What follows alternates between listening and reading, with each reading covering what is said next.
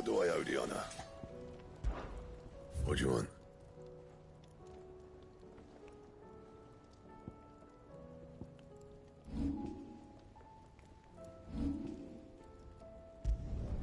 Not bad, if I do say so myself.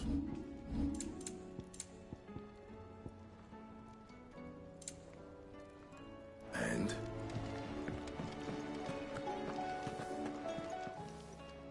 Clive.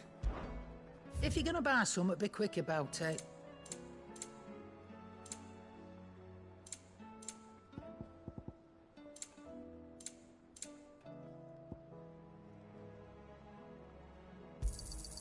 You'll not find a better price than that. It'd better all be here. You'll not find a better price than that. You're rubbing me blind, you know. Come again. Or don't. I'm not much bothered either way.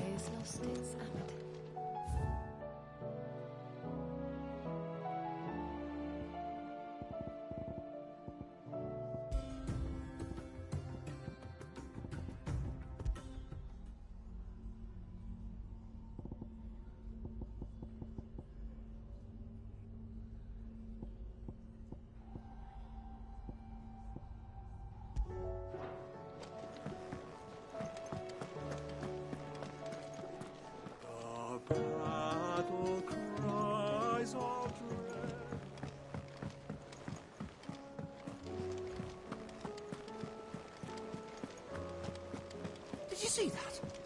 Tell me you saw that.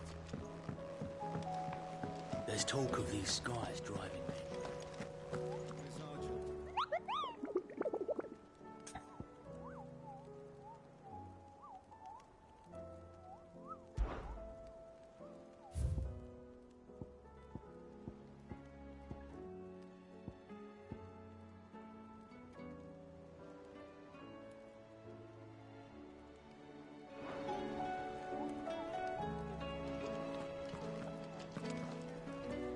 Otto, how fares the realm? The realm? Oh, she's just fine. As long as you look past the fat storms out mother crystals and her skies are a roiling cesspit. And Gav? He's with your uncle in the Free Cities, helping Mid with her project. Sent an owl their way the moment the winds turned foul. Still waiting on a reply, though. Do you have any good news? Well, that depends on your definition of good. All right, fine. What do you suggest we do? Oh, no, I'm just the messenger. I leave the scheming to those more suited to the task. Could be that Lady Vivian and Old Tomes have their own thoughts on the current state of things.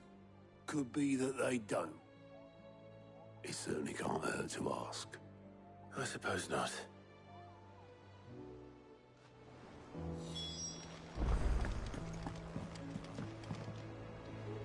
How is it that every one of your little excursions presages some inexplicable catastrophe? Not that you are to blame for the Dominion's fate. No one could have predicted the actions of the Crown Prince. I'm sorry I couldn't save your home. My countrymen are stronger than you think. A few toppled clock towers won't break their spirits. They'll be back on their feet in no time. I hope so. Look at us. Bluer than a pair of bog crabs. Tempting though it may be, sulking will not help us find a solution to this mess. You believe there's one to be found? I don't know. But I am certain we're more likely to find it if we first examine the facts.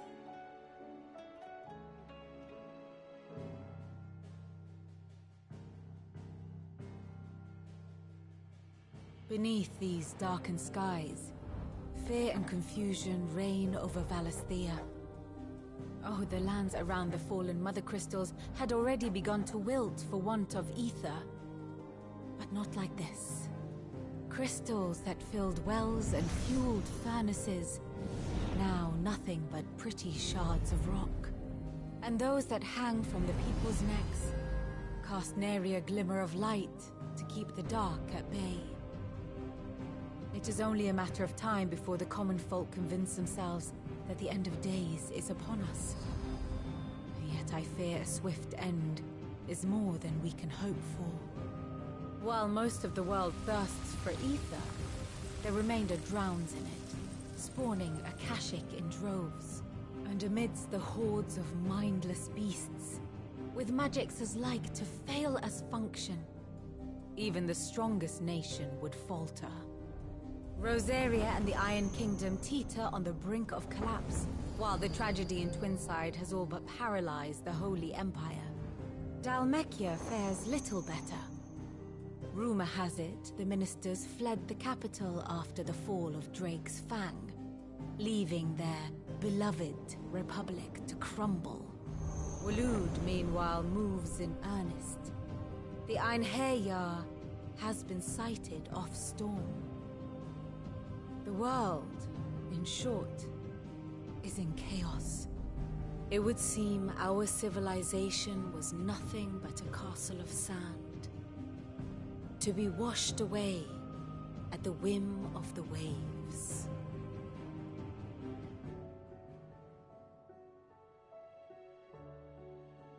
A castle of sand. Not my best flourish, but it seemed fitting. The reports I've received are considerably more blunt in their appraisal. Without the protection of their nations, it will fall to the people to defend themselves against those who would take what is theirs. Which is only ever going to end one way. Defending a farmhouse against a band of chocobo thieves is one thing, but pitchforks and palisades will do little to stall an army's advance. Should the King of Waloed deign to invade, there would be none to stop him. None but us.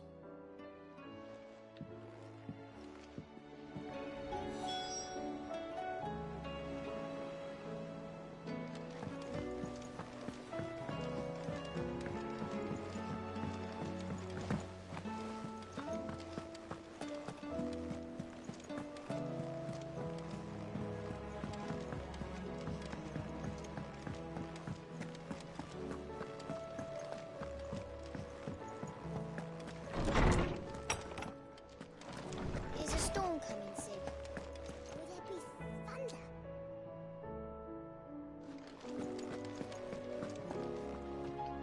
Let me guess. You're here about the skies. Is there anything you don't know, Lawsman? It doesn't take a court astrologer to augur the obvious. As for what has disturbed the heavens, that, I believe, is a question the Fallen might be better placed to answer than I. And on the 6th day did the gods tear the sun from the firmament, visiting darkness upon their prideful sons and daughters. But I dare say you remember your childhood lessons on the sins of Zemeckis only too well. You think they're connected? That Ultima was one of the gods responsible? Well, he has certainly exhibited powers that we mortals would associate with the divine. There is nothing divine about him. But he wouldn't be the first god of whom that could be said, now would he? Yet for all the fairy tales that tell of the sins, there is almost nothing in the way of actual historical accounts. Had I the Journal of Moss the Chronicler, I may have been able to tell you more, but alas, I fear all remaining copies have been lost to time. You will forgive me, I hope? Certainly not. Because there is nothing to forgive. Even without this journal, you've provided us ample wisdom. And we will always be grateful for it. Perhaps Otto will be more inclined to share his thoughts when he hears what the others had to say.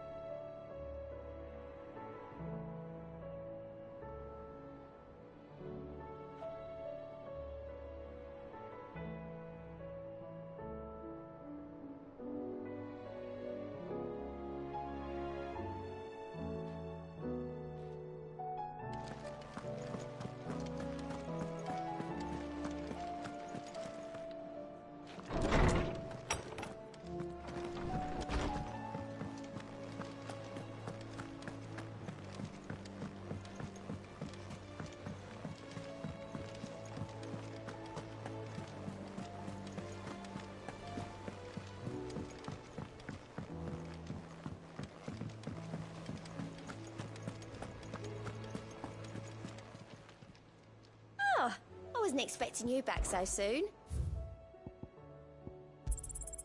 Here you are. All done?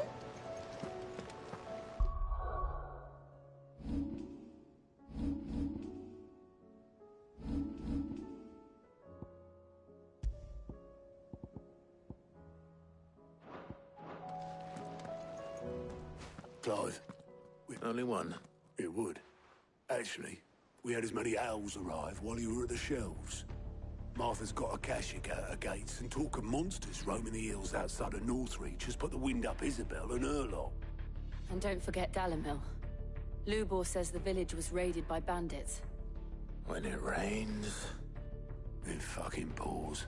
The curse breakers are spread thin, taking stock of the damage in the Dominion. And even if I could get word to all of them, I doubt they'd get here in time to make any real difference. Which means there's only two people who can. Jill and I. Let them know we're on our way.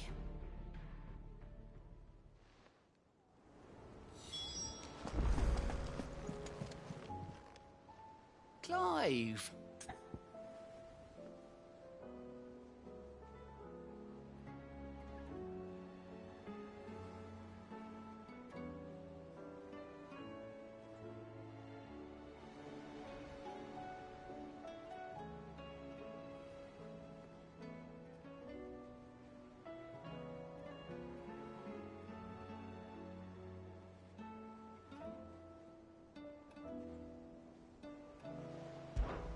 Anything catch your eye?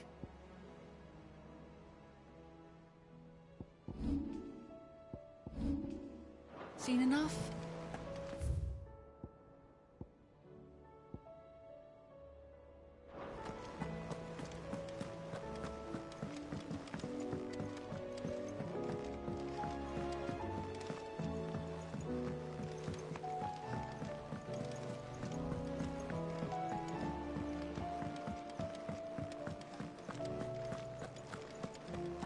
Did you see the pair that got hauled into time?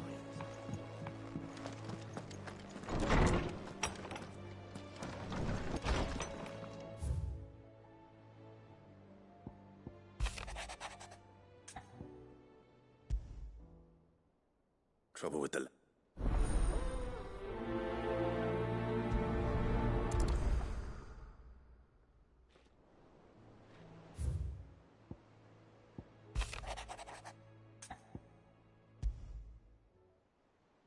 What could be wrong with...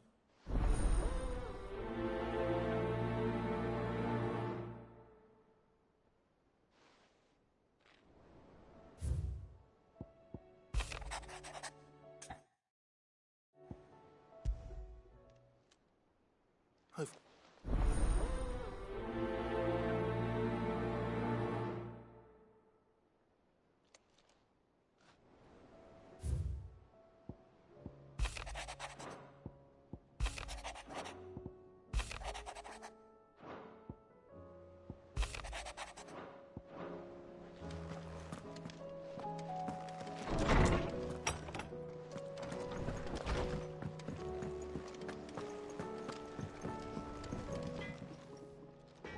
Blackthorn, do you have a moment?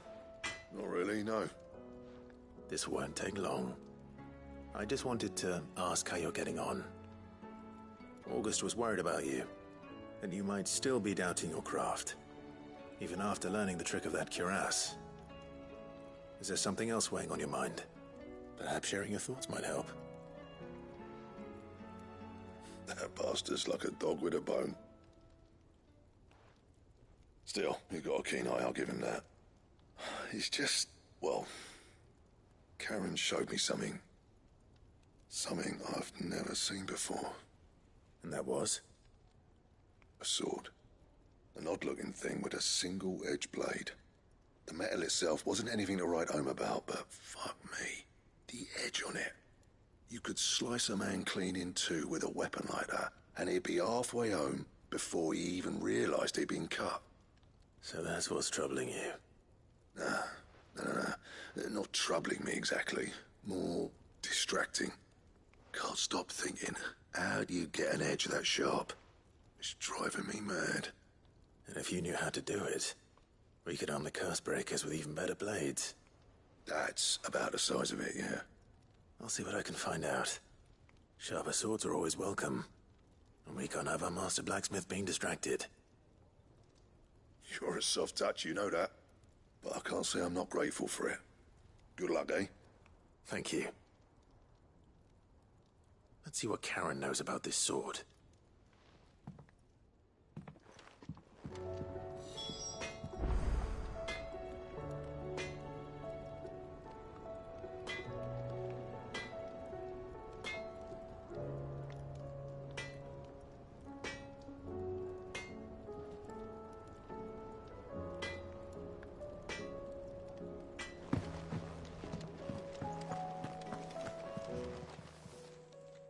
I got your note. You think something's wrong with Torgal? So you can read. Congratulations.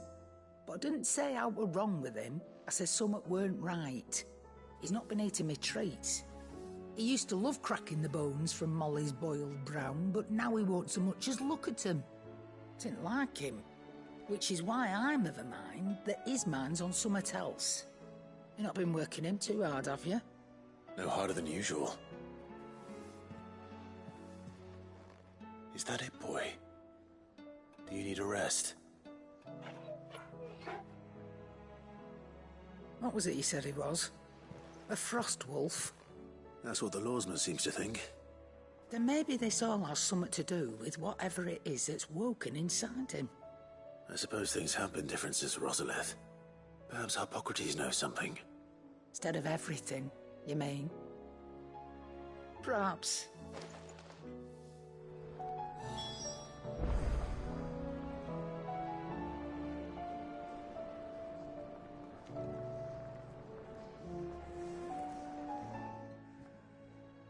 You're looking well, Karen. What do you want? Out with it. I want to know about the sword you showed Blackthorn. Single-edged and extremely sharp. Running around after him again, are you? I suppose I am, yes. But I need to help him find out how to work an edge like that. It's driving him to distraction. Little wonder, I suppose. There's not many like that make it as far as the twins, and those that do go straight into private collections. Which made it nice and easy finding a buyer. Can you tell me who bought it? Where is it now? You think I tell people who my clients are? Suppose you're not likely to go nicking him off me, are you now? Fine. If you stop mooning at me like that. Lord Ignac's the man you want. Delmechian bloke. Collects weapons and the like. And he's got more money than sense, which is why he's one of my favourite clients. Reckon he'll still be at the inn in Dalamil, where I left him. Thank you, Karen. Oh. And he's a touch eccentric. If you take my meaning. I appreciate the warning.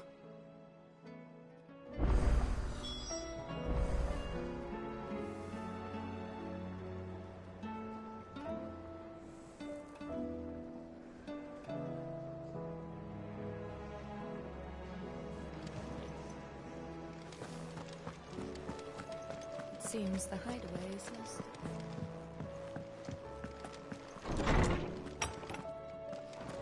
There's a storm coming soon. Lawsman, I need to ask you about Torgal. Something's not right with him. He isn't ill, is he? I don't think so.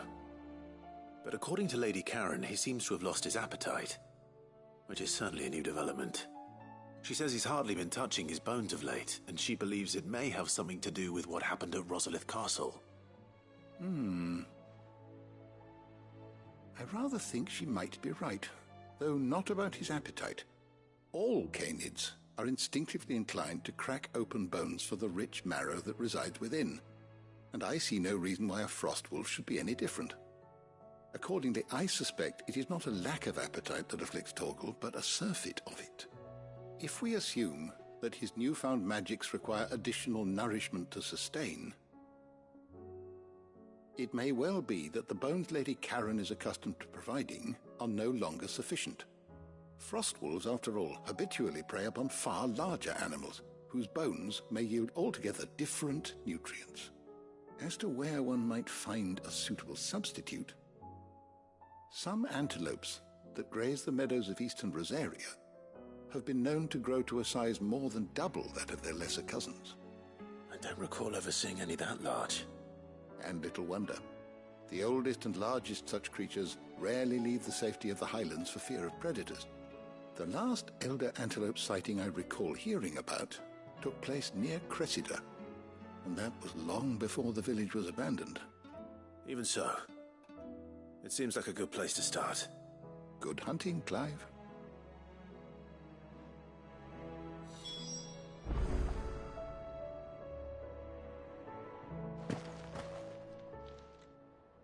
Knowledge hoarded is knowledge lost. Be careful.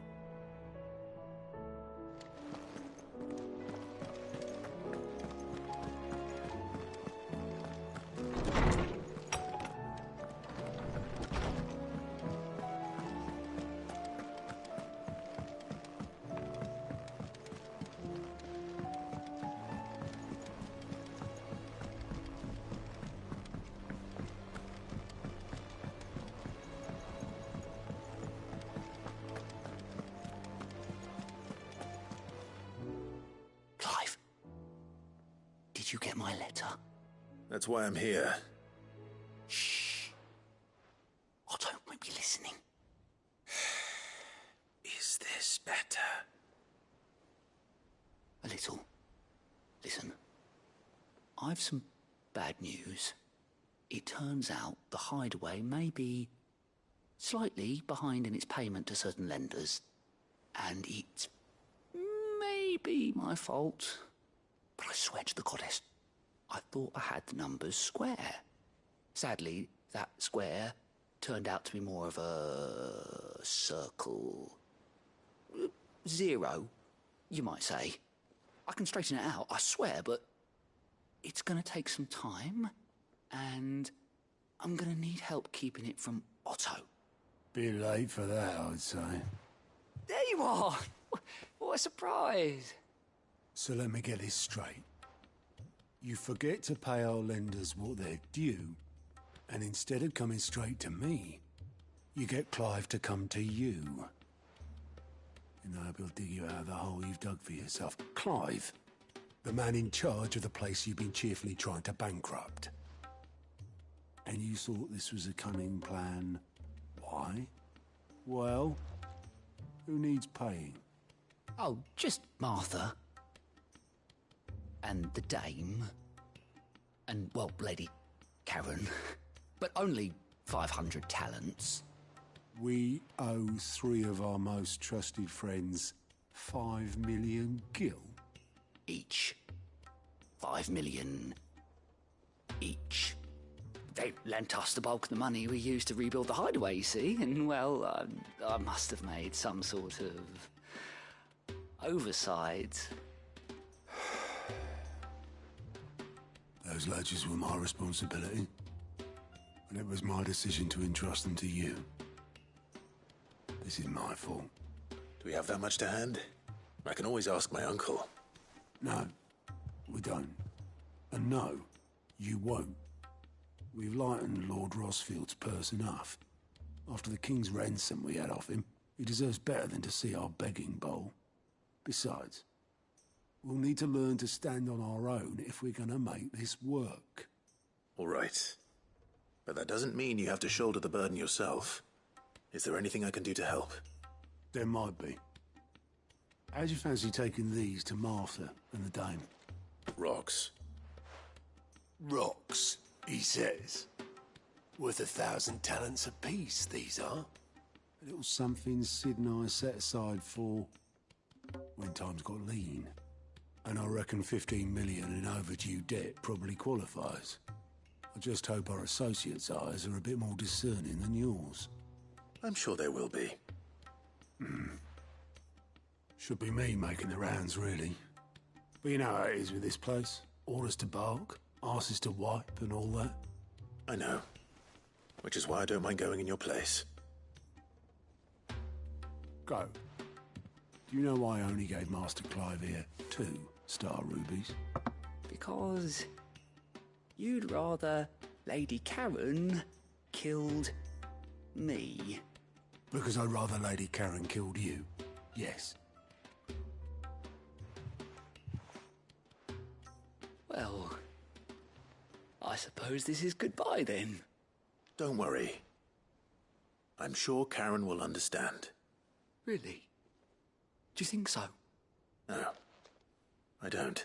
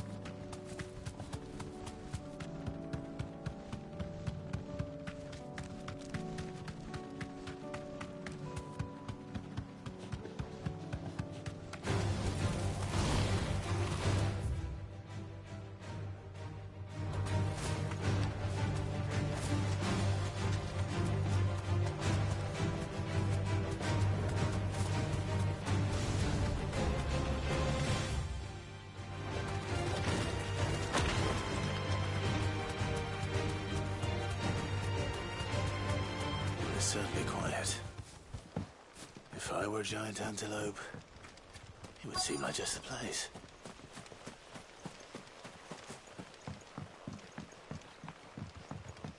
I doubt we'll find one bigger than that. You hungry, Torgal?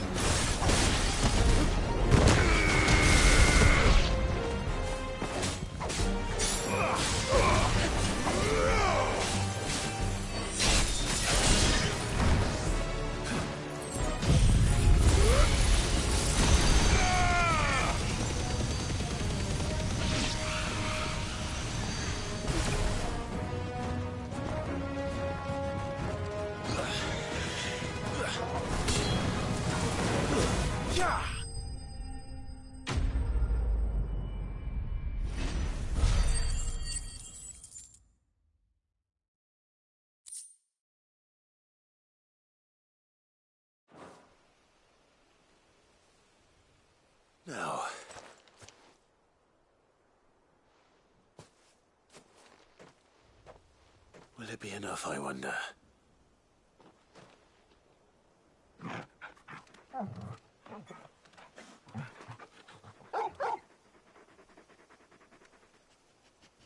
I say that answers my question. Which means we owe the lawsmen our thanks. You're just a big puppy, aren't you? A very big puppy.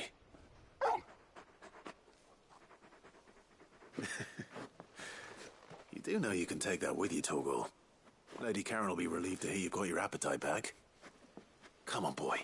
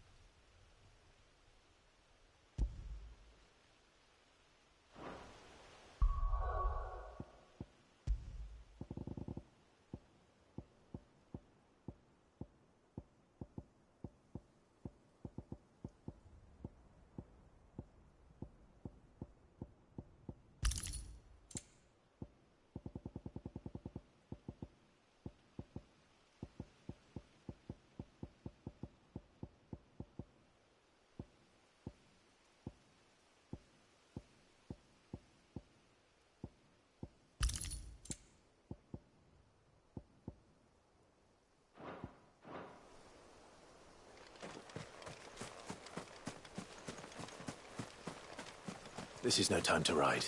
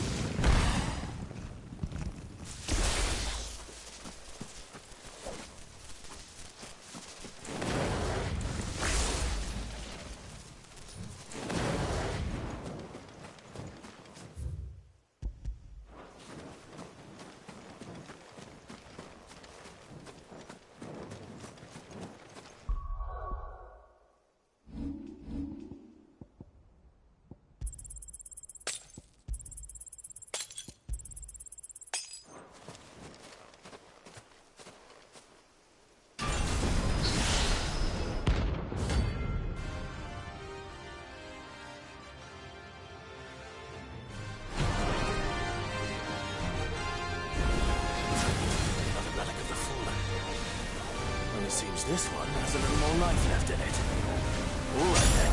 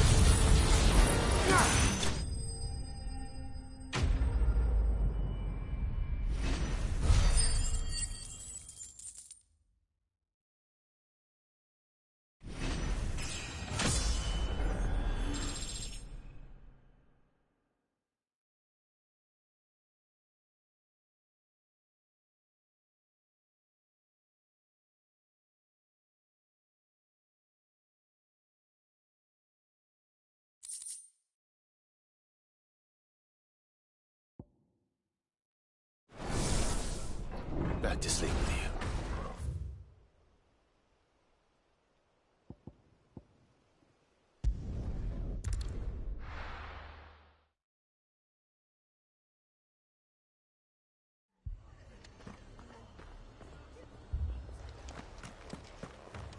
This man's gonna die if we don't get him to a healer.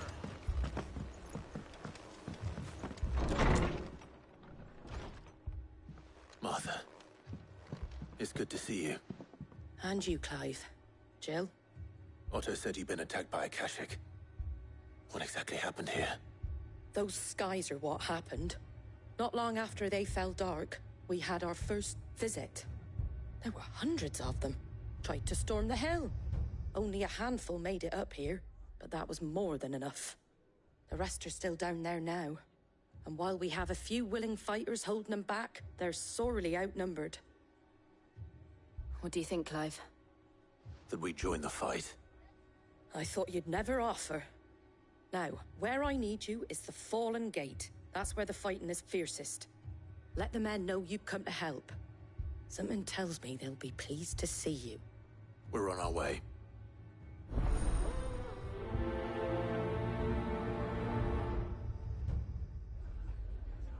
Do you think there were as many as Martha says?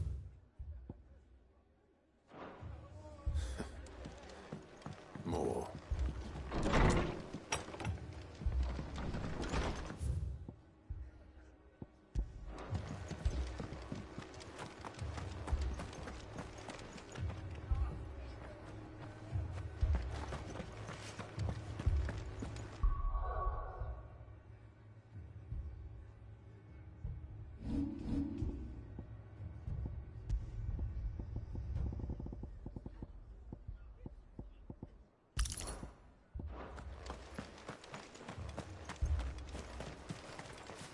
Anything catch your eye?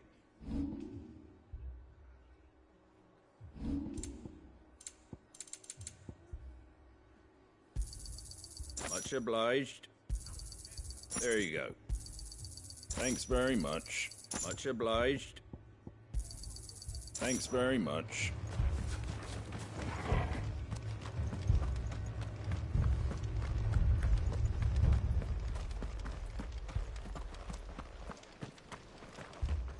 You don't think they've abandoned us, do you?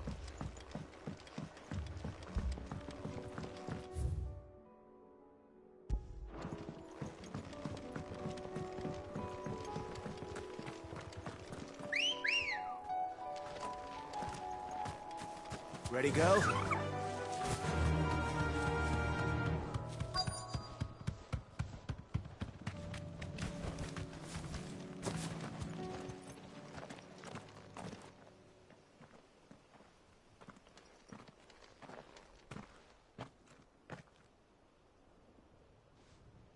Clive, wounded. We deal with the Akashic first.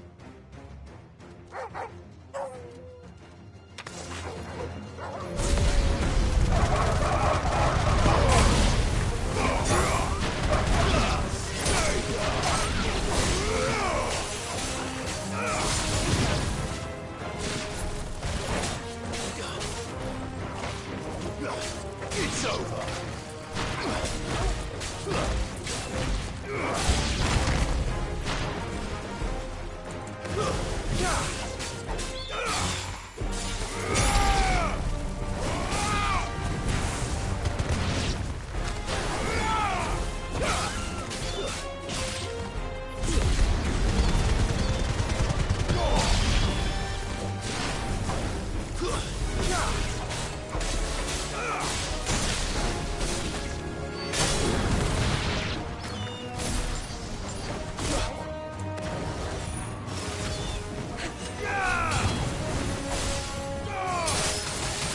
It's over.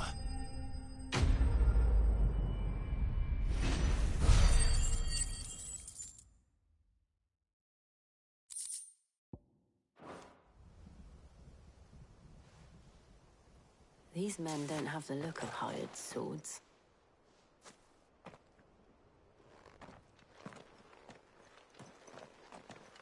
If you've come to rob this place, You are mistaken, my Lord Rosfield. We're here by Madame Martha's leave. How do you know my name? Forgive me, my lord. There wasn't time for introductions. We're with the Guardians of the Flame. Wade's men? But how did you come to be here? Where is your commander? Sir Wade left earlier with a scouting party to find out where the Akashic were coming from. Did he? Take your wounded back to the inn. Martha will see you're looked after. We'll join you anon.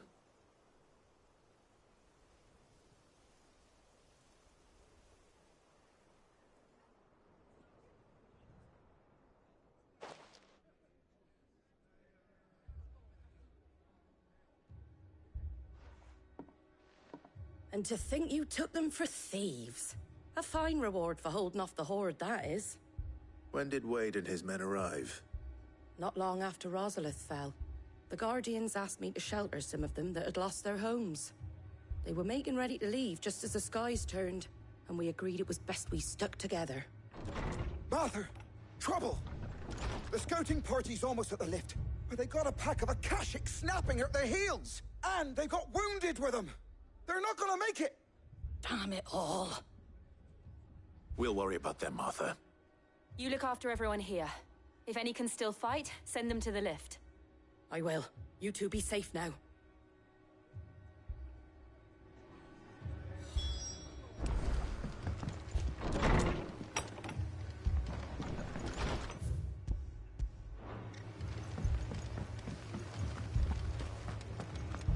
My brothers. Mad dogs.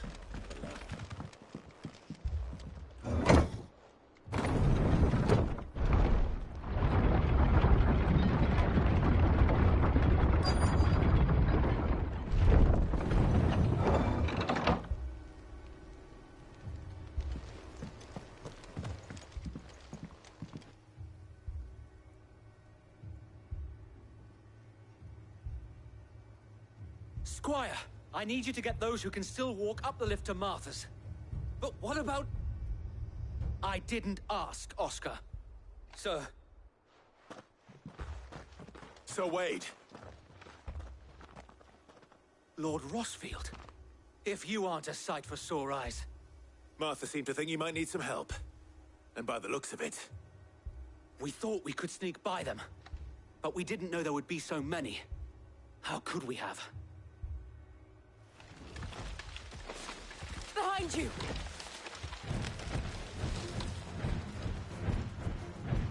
Damn it! We need to get the injured to safety. Do you think we can hold them off? We can certainly try.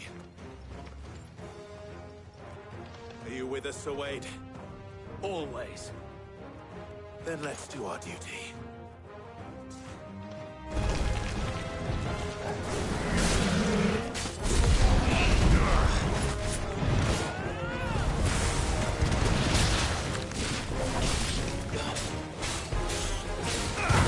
Answer in kind, my lord.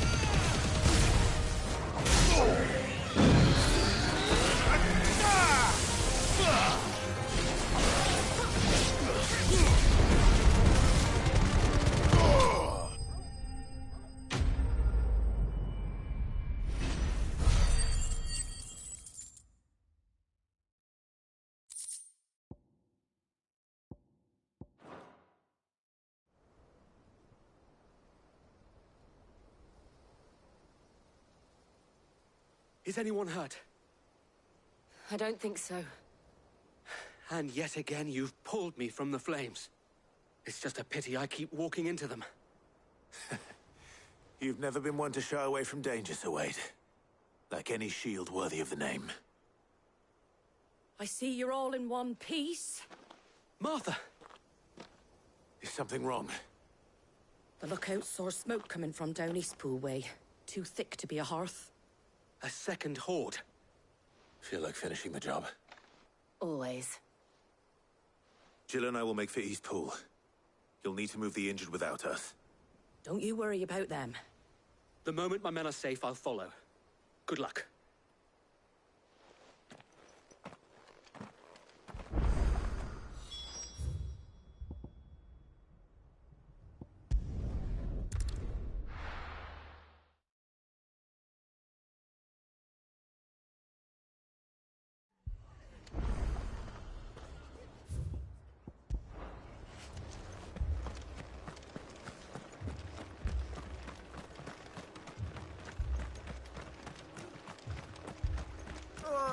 Just patch me up.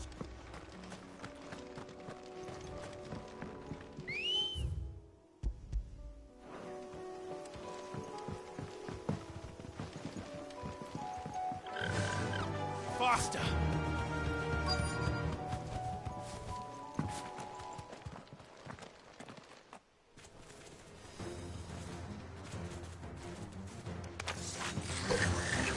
They're headed for the rest. We have to slow them down. Arthur and the others won't be ready.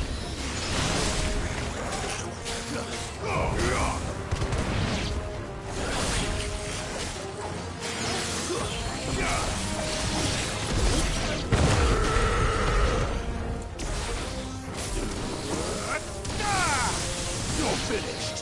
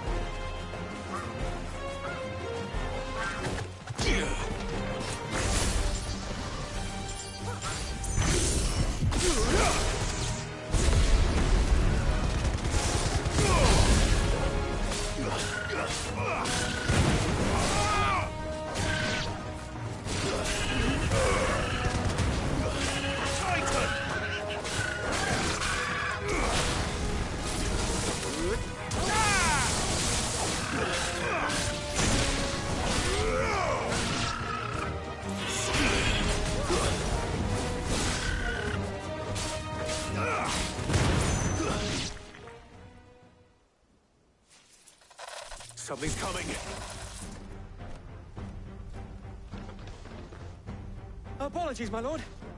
Did I miss anything? Only the first round, Sir Wade. Shall we?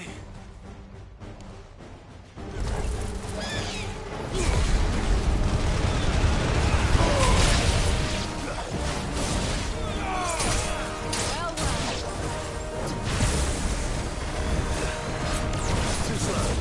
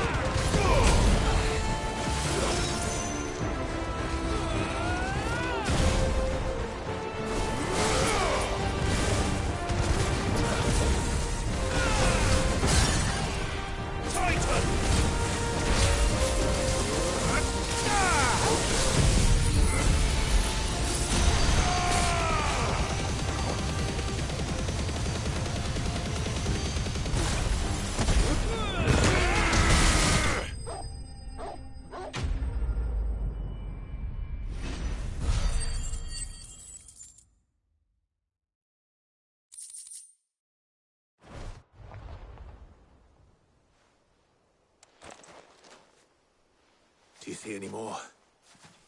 No. I think that was the last of them. But it won't be long before the next lot arrive. Then we make for Martha's while we can.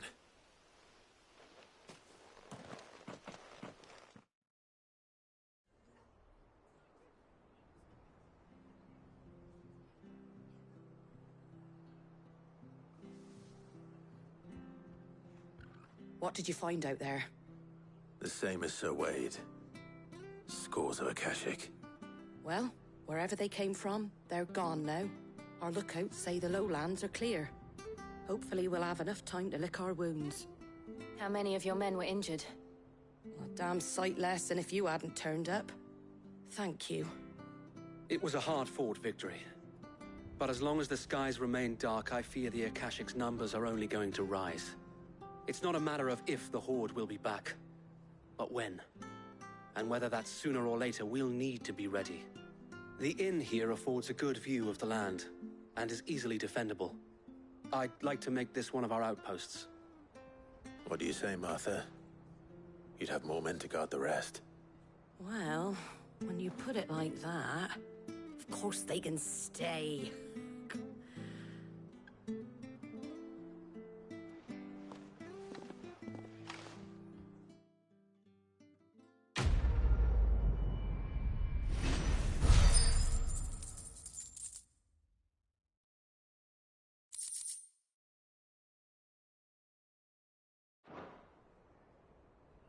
My lord, there's someone I'd like you to meet. Oscar, over here.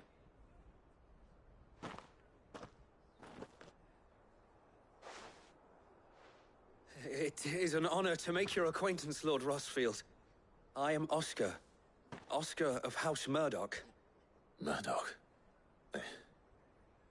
I wasn't aware the Lord Commander had children. Oh, he didn't. But his brother, my father, did. I am Sir Rodney's nephew. Well, go on, then. It's not for me to ask him. Yes, Sir Wade.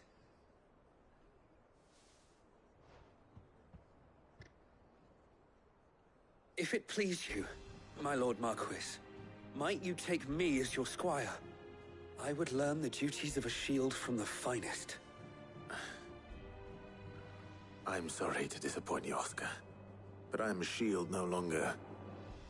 Nor was I ever the finest. And spending time in the company of an outlaw hardly seems a fitting education for one aspiring to take his oaths. My Aunt Hannah once told me that a man is not defined by his title, but what he does in its name. You have accomplished much since taking on the mantle of Cid, winning no little honor in so doing. And I would sooner serve under an honorable outlaw than an unworthy shield. Not that Sir Wade and the other Guardians are... It's all right. We know what you mean. There is only so much the boy can learn from me, my lord. But a squire... Would that really be so bad? You were a squire once. And I'm certain Sir Rodney would approve.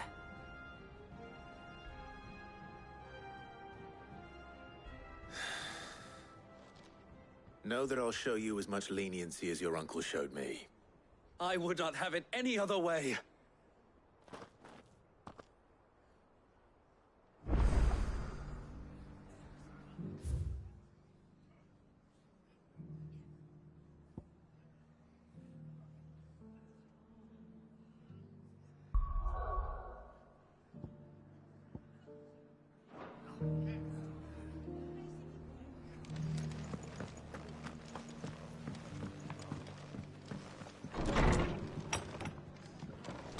Fate seemed bent on driving me from my inn.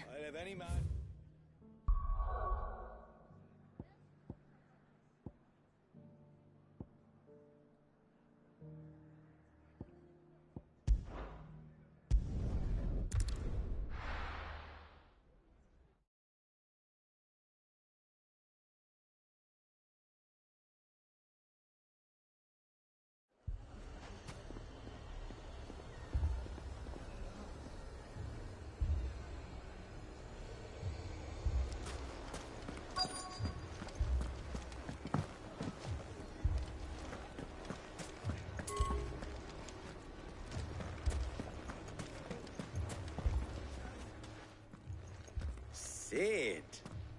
Your new companion appears much more formidable than your uncle. Should I be worried? You haven't been introduced. Jill, Clive has told me much about you. All lies, I'm sure. Your Stolas said that Dalimil has a bandit problem. Indeed. Although, you're a little late. They left with our food and guild days ago. Any idea where they went? The desert's a big place. Your guess is as good as mine. But the fact is, I have more immediate concerns. What did you say to me? What did you say? Ah, as if by magic. Let's just say we've yet to reach a consensus about how to solve Dalimil's little problem. And at this rate, it won't be the actions of the bandits which prove to be our undoing. It will be our own. I've tried reasoning with the dissenting parties, but even the Desert Hare has limits. Perhaps we could talk to them. What makes you think they'll listen to us? What makes you think they won't? She makes a fair point, Cid. And you won't have wasted much of your precious time if you fail. They're just across the courtyard.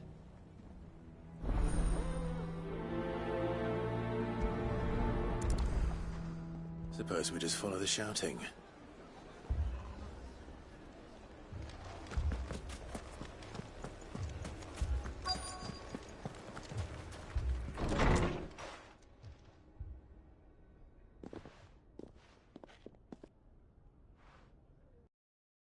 You wouldn't talk like that if it had been your men whose throats were slit. Blood for blood, it's the only way. We hire mercenaries and have them mount the bandits' heads on our walls as a lesson to the rest. And what happens when those mercenaries are slaughtered like your men? Are you going to hire more? We're better off using that coin to buy food and supplies. If we hire mercenaries, the only thing we're buying is the bandits' ire. And you cannot fill empty bellies with that. Do you hear me? But what happens when they come back? Maybe it'll be your throat that's slit. That's enough. Both of you. Any more of this and I'll throw you out myself. Come back when you're ready to talk like adults.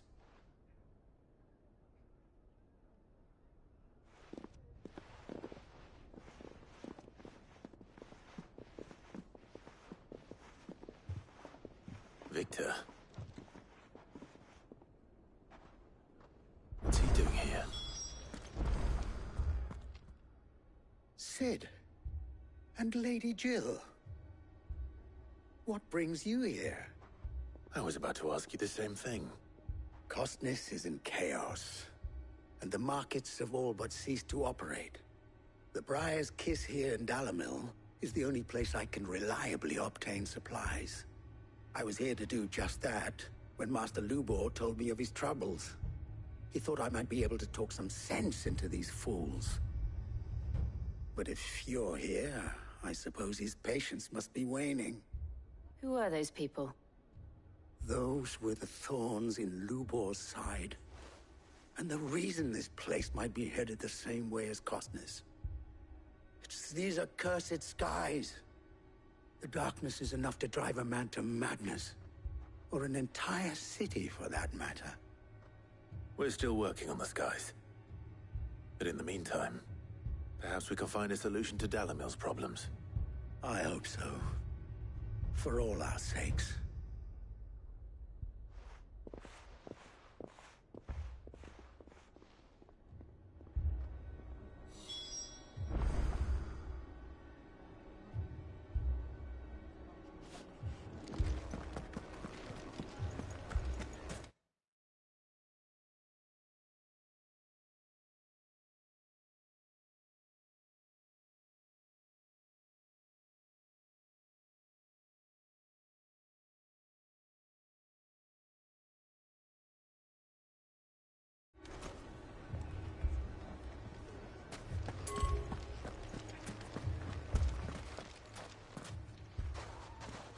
So, you see my predicament? What I saw was a room full of people who were angry and afraid. And with good reason by the sound of it. But if left to smolder, that anger and fear could set the entire town alight. My thoughts exactly. What to do? Both sides wish to protect their homes and livelihoods, if only they could agree on how. But as long as they are divided, we are vulnerable. And if there's one thing bandits like, it's an easy target. What would Sid the Outlaw suggest? Well, if it were my namesake, he'd let them choose for themselves, and be on hand to pick up the pieces when it all went wrong. That sounds like a recipe for disaster. A recipe for disaster is precisely what it is. But perhaps that realization would be enough to make them question the ingredients. While it's plain neither Conrad nor Natalie will countenance the other's proposal, it may still be possible to make them doubt their own before presenting them with a third option. And that would be? To pool our resources and save the city ourselves. Why fight each other? When all that fear and anger can be directed at the bandits. It appears we have a plan of action. Victor, pay Conrad a visit. See if you can't convince him of his folly. I'll speak with Natalie. As you wish. Your faces are not well known in this town. That may prove useful. Don't worry, Victor and I will do most of the talking. You need only play along. What he mean?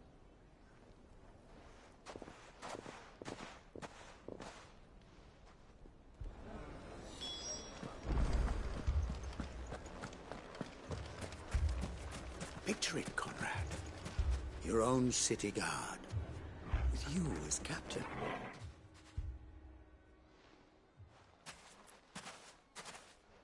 Ah, here she is. The Lady of the Spear herself.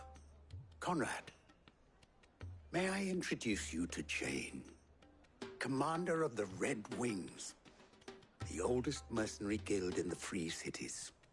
A pleasure, my lady. The pleasure is all mine. As I told you, I summoned the commander here from Canver to inquire about a contract. Victor says you told him no. That there aren't any men left to hire. Is that true? True as the crystals cracked. Nobles came and claimed every last one worth his salt. And not just from us Red Wings. You know of the 7 high houses. There must be 2 swords assigned each one. Granted, we have a few boys left. If it's boys you're looking for. Well, Conrad, are you saying that Dalamil's finest cannot defend this town better than a gaggle of unblooded striplings? That a band of beardless youths could better avenge the deaths of your brave men than you yourselves? Absolutely not. We'll show those bastards who they're dealing with.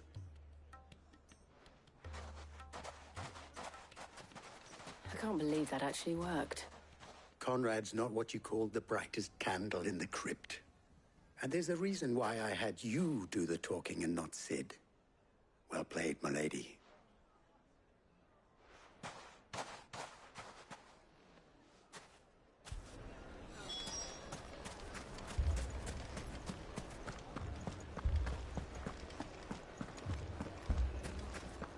My shop. If I had my pickaxe, I would... I mean, it may still be possible to buy something, and... here he is now. Natalie, allow me to introduce Lord Underhill of Randalar's prestigious League of Merchants. Lord Underhill. At your service. Underhill? I was just telling the good lady of our conversation, my lord, and how you were lamenting the state of the capital's stores. Lubor says that not only are the granaries almost empty, but that war and the Blight mean this season's harvest won't be enough to fill them for winter. Indeed, certainly that is the case. The nobles in the capital are buying up the city's stocks of barley and wine, driving the prices higher than most commoners can afford. It is only a matter of time before the peasants revolt. It is worse than I thought. If what Lord Underhill says is true, I fear we have little hope of supplementing our stores, meager though they regrettably are. And while I applaud your endeavors to dissuade our more bellicose citizens from seeking vengeance, I sense Conrad is not wrong in his assessment of the bandits' likely return. Which means that now, more than ever, we will need to secure what little we still have. Food, weapons, herbs, everything. If our humble town is to endure not only this hardship, but those that are certain to follow, we must stand united. All right. If it will help to protect my home, I'll do it. But you needn't have gone through this charade.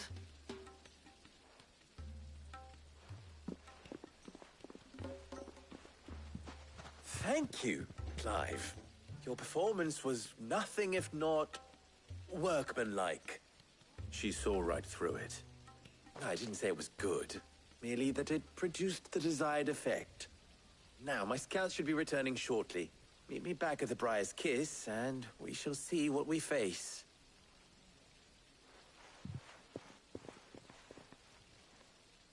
I'm not convinced our roles in this ruse were entirely necessary. I don't know. Conrad seemed quite taken with you. Mummy, I'm scared. Oh, I'm ruined. Good news, Sid. Both Conrad and Natalie have somewhat gracefully accepted their new roles. With time, they may even learn to... Time no longer appears to be the luxury it was before lunch. I take it your scouts found the bandits. Technically, it would be the bandits who found my scouts. It appears they march for Dalimil as we speak. All of them. You're not serious.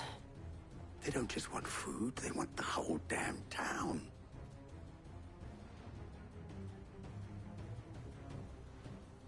I have a favor to ask. I'm told the bandits march in two groups, one from the south and one from the desert, in a move doubtless intended to stretch our already gossamer-thin defenses.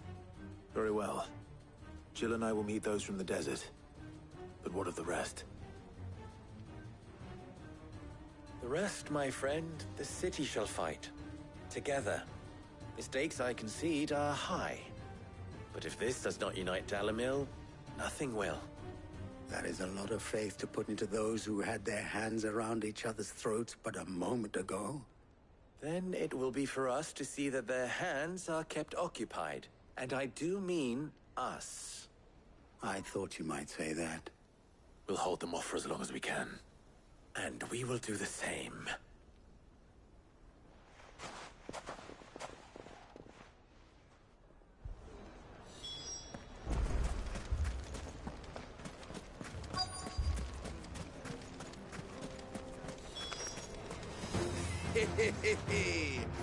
The women folk have come to welcome us.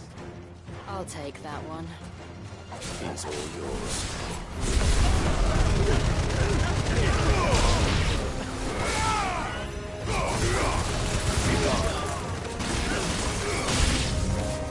They mean to overwhelm us.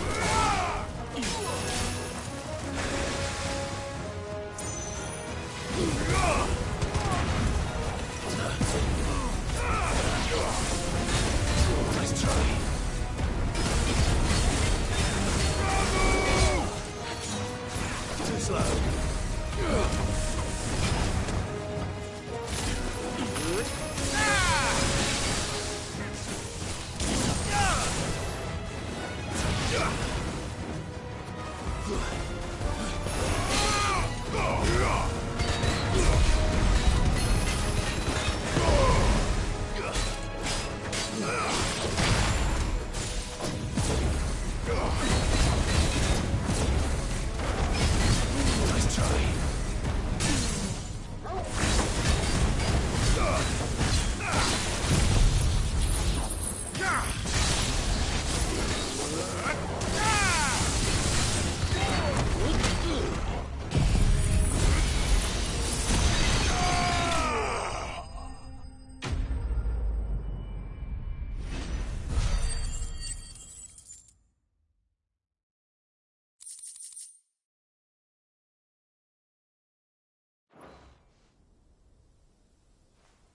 The townspeople.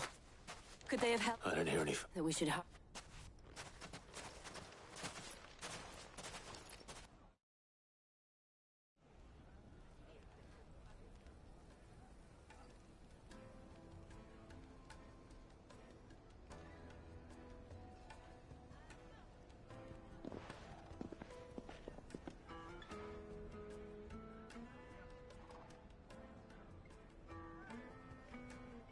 Natalie, I owe you an apology.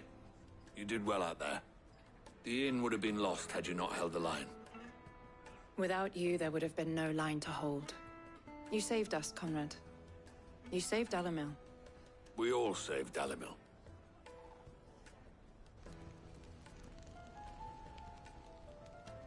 Conrad seems to have had a change of heart. I'd say they both have. I take it from your presence that our visitors from the desert won't be joining us either. Pity. The plan worked, Sid. Granted, it only took an army of bloodthirsty bandits at our gate. Calm now, Victor. Why quibble over the details? We are united, and that is all that matters. As for you, Sid, you fight considerably better than you act. I'll take that as a compliment.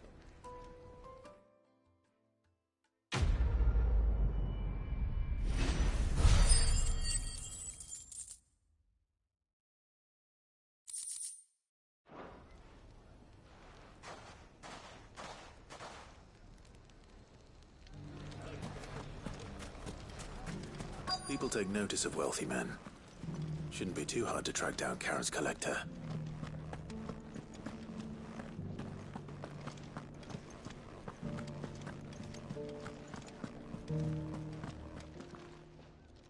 My reputation will be ruined! Calm yourself, Lord Ignac, I beg of you, before you do yourself a mischief. Pardon the intrusion, but... Out! Get out! I paid for these rooms so I wouldn't be disturbed. Leave me be! Please, allow me to apologize. His lordship is going through a difficult time, and he's never been fond of guests arriving unannounced. Radim! Get rid of the filthy oaf this instant! Very good, Lord Ignac. Would you mind stepping outside for a moment?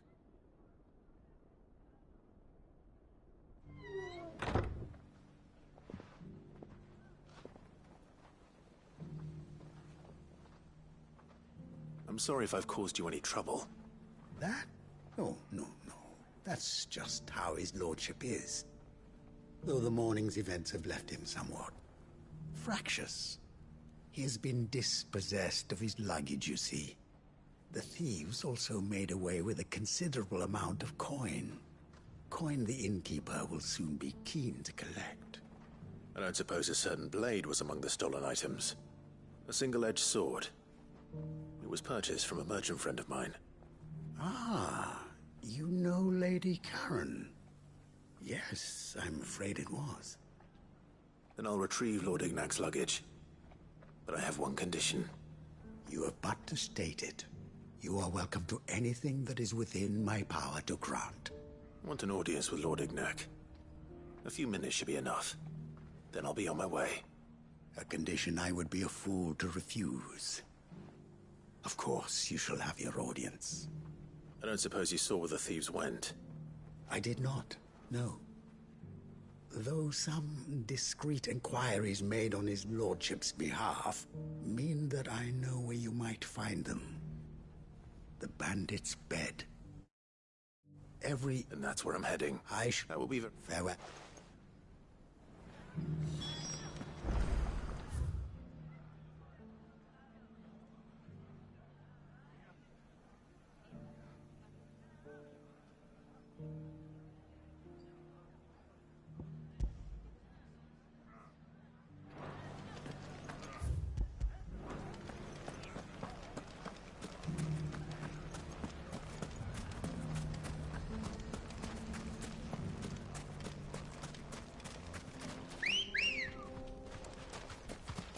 Ready, go?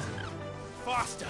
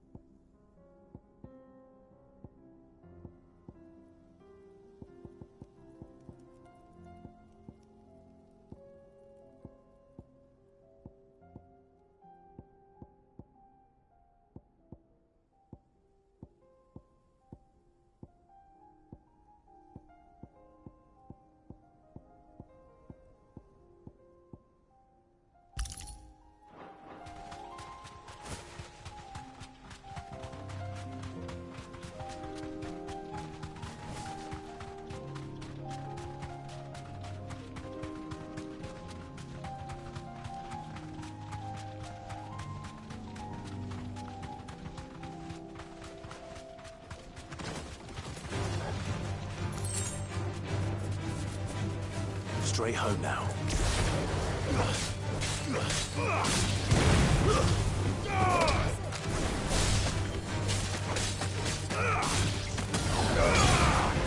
It's over.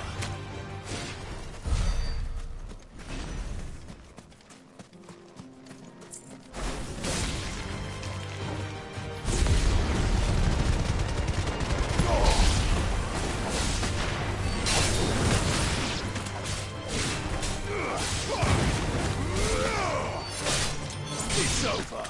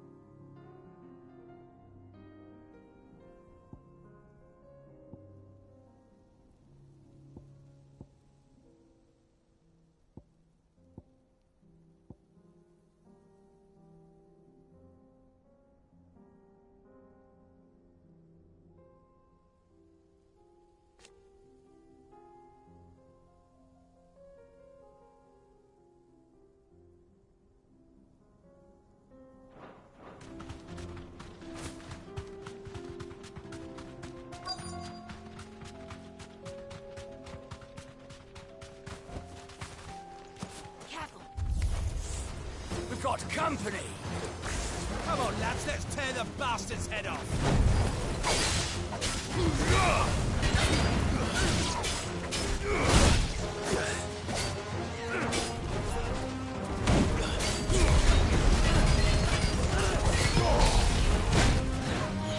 Come on!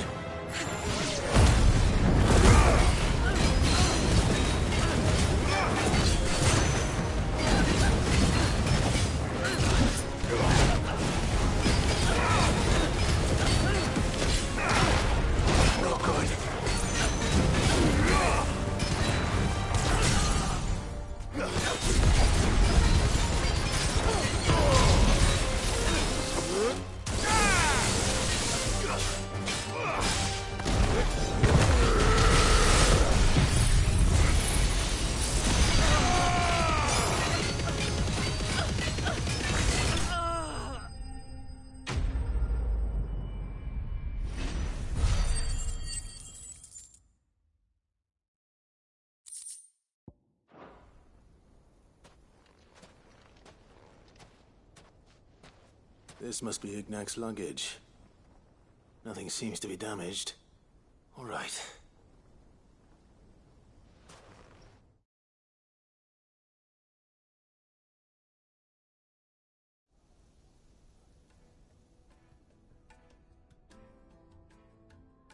I hear I have you to thank for the return of my effects.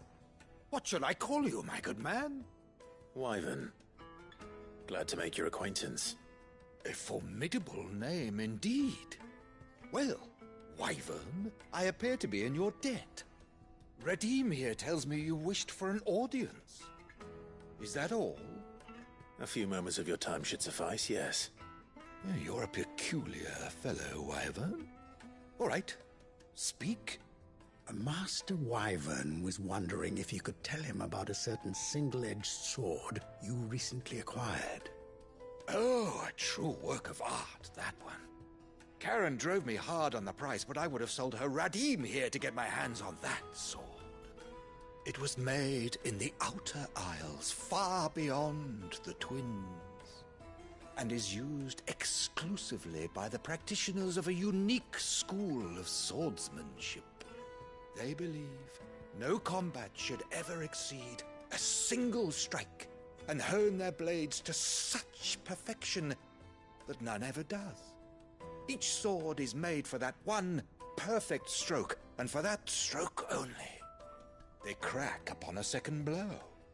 There's a brutal sort of beauty to it, really. But how do they hone such an edge? Fine question. Why, they use a whetstone, of course. Whetstones, rather. A whole array of them, ranging from the coarse to the fine. 10,000 licks with the sharpening stone, then 10,000 more. But it is the final stone which lends the blade its legendary sharpness. A mineral quite foreign to this great realm of ours. And that is the key. The secret ingredient. Wyvern, it occurs to me that my little lecture is hardly equal to services rendered. Take this, together with my regards. The very stone of which I spoke, far rarer among collectors than even the blade itself, and a far more fitting payment. Thank you. Pardon the intrusion, my lordship. However, it is long past time we prepared ourselves to depart. So it is. I am locked in bitter competition with a rival collector of curiosities. I am one step ahead of the unscrupulous scoundrel, but he is hard at my heels. And there are many other collectors out there. Too many to count, but only one do I consider my nemesis. Lord Byron Rosfield. And is a perennial thorn in my side. I can imagine. Farewell, Wyvern. May our paths cross again. Radim, we mustn't dawdle.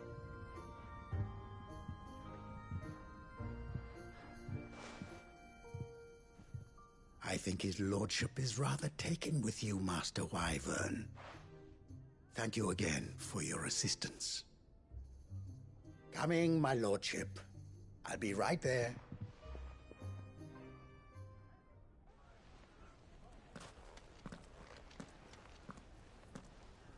Trust Uncle Byron to find such an interesting rival. Now, let's see what Blackthorn makes of this whetstone, shall we?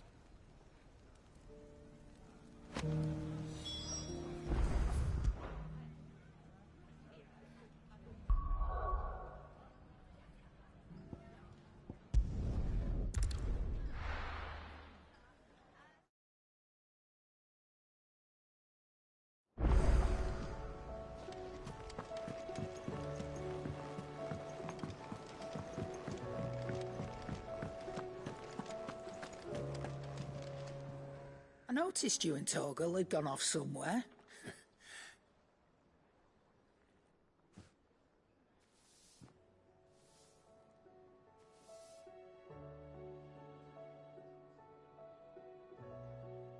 So, Molly's left over. That'll teach me for treating you like you're still a pup.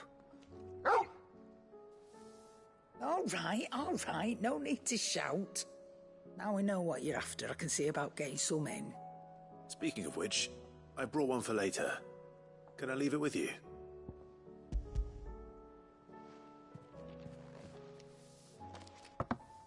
You can, aye. I'm nice like that. In return, you can thank Tomes for me. The bloody know-it-all. I was just on my way to see him.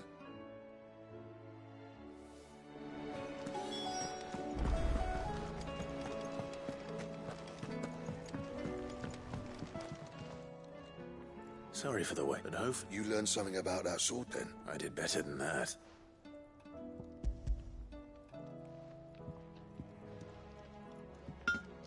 A whetstone? Yes.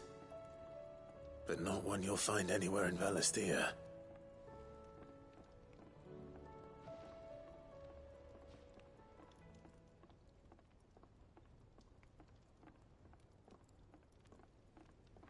No wonder I couldn't get the same finish on the grinding wheel. One hit and all done, eh? Might not be so bad if all you ever fought were duels. But good luck on the battlefield. Your second opponent would be your last, no matter how good you were. Even so, is there some way it could be used to give the Cursebreakers an edge? I think so, yeah. With this whetstone and the right kind of steel, I could probably even make a twin of the blade that rattled me. But there'd be no replacing this little rock once I worn it down to a sliver. I reckon we get a dozen swords from it, if that. Swords that the Cursebreakers wouldn't know how to wield properly, and that would see them through a single fire piece. Nah, no point trying to copy that thing. Be about as much use as a wax anvil. But finishing our blades with a whetstone this fine, now that's something to consider. And what's finer than fallen masonry, eh? Or more hard-wearing, for that matter. Just imagine it. Good Valisthean steel with an edge as sharp as any found in the Outer Isles. I won't make a copy, nah. I'll make something much better. I'm sure the Cursebreakers will be delighted. Just don't push yourself too hard. Don't you worry about me, Sunshine. I've been working day and night since I was half your age, and I'll still be here when you're long gone. Hey, thanks, Clive. I mean it. I owe you one. August too. It's good to know someone's looking out for me. He'll be happy to hear you said that. And I'll see that my debt to you's paid. First new blade I make's got your name on it. You come and find me when you've got them. All right?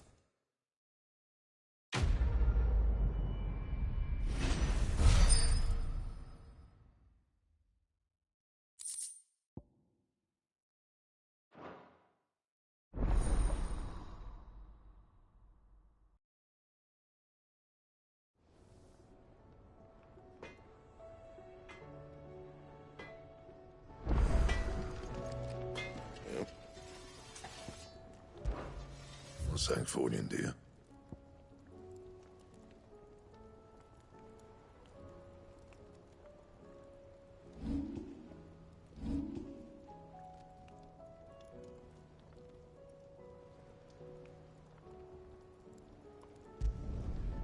Not bad, if I do say so myself.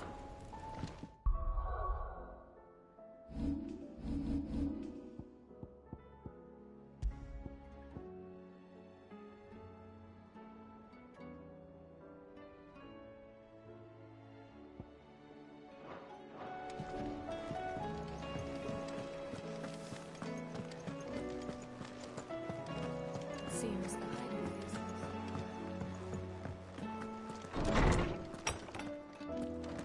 Is a storm coming, Sid? Ah, Clive, were you able to... We were indeed, Lord. That Torgal may be the beneficiary of more than one Icon's power. Consider that in addition to Lady Jill, he has served as a loyal companion to you, your brother, and even the late Cid.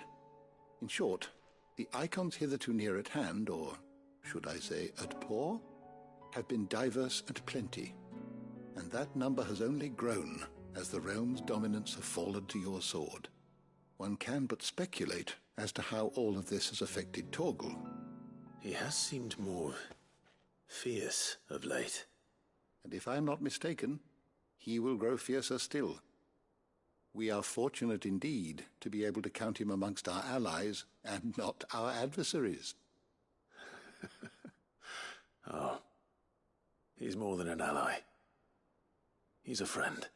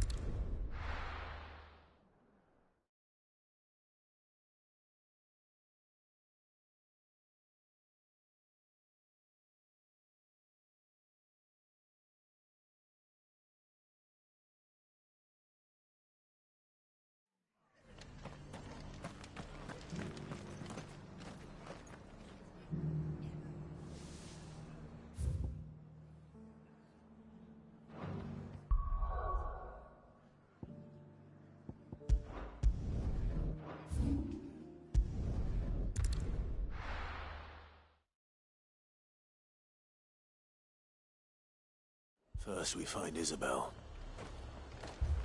Heard a bloke saying he saw ghosts on the far side of the wall. Ghosts? I saw it with my own eyes.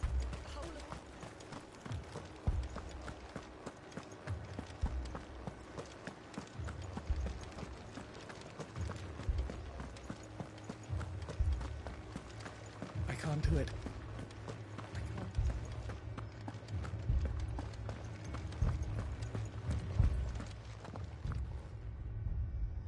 My lord. Milady. We received the dame's message. There have been sightings of strange creatures, I understand. With the blue eyes. Yes. Like a Kashyyyk, but different. They've taken so many. I've lost count. A Kashyyyk, but different. Ultimus thralled. And what of your mistress? Is she here? Oh, no. She went to the garrison to ask what they were planning on doing about all this. Then we'll look for her there.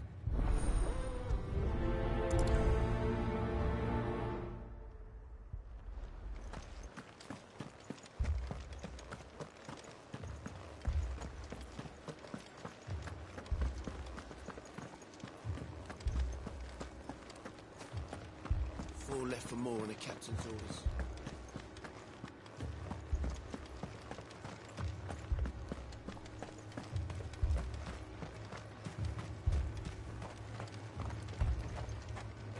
Madame, please! Half the garrison's been slaughtered by those things. We lost the captain this very morning. We've tried requesting reinforcements, but there's been no word from the capital or the Dominion in days! What more would you have us do? I would have you do your duty. Those at the Vale look to me for protection. And protect them I shall. Because they are my charges, and that is my duty. In case you have forgotten, the people of this town are your charges. But more than that, they are your people. Your sisters, your brothers, your lovers. So you have a choice. Lay down your sword and watch as they are slaughtered, or take it up and do what is right. She speaks the truth, you know. This here, it's all we have. It's all that's left. What we have left is our lives! Do you really want us to lose them as well? Not if we don't have to. Look, there's a cask under the captain's bunk. Let's talk about this over a drink, eh? I'm listening. I'll have a word with him.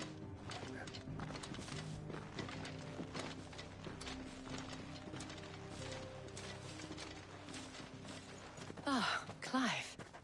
I didn't expect help to arrive so quickly. And sought to take matters into my own hands. It was a noble effort, but I thought you might still need some support. How like you to consider my needs. What we need to consider is where the creatures came from. The way the survivors speak of them, one would think they appeared out of thin air. And perhaps they did. It's hard to know what to believe these days. We'll talk to the survivors.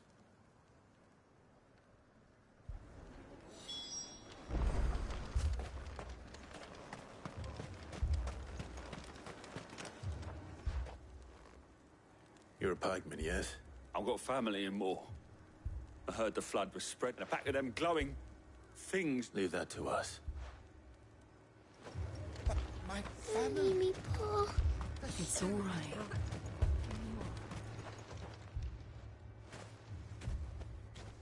Did you see the creatures that attacked you? Creatures? Yeah, They came out of nowhere. They went for Joseph first, then me, and then they were just gone. Do you remember where you were? On the road from Oriflamme. We just passed Moor when... Where's my Joseph? It's all right. At least we have an idea of where the thralls might be now. We should head for Moor.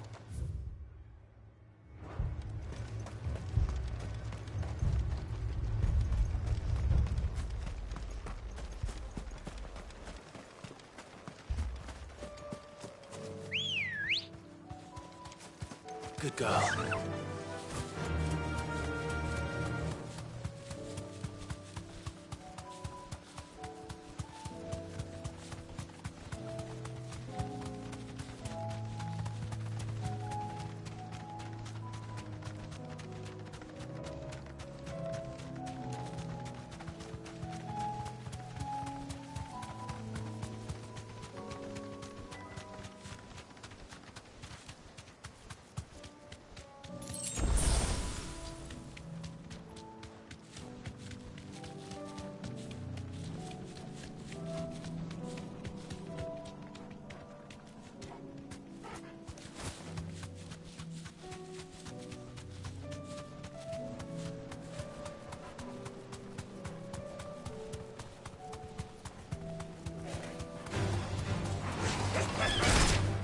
You deserve a rest. Nice try.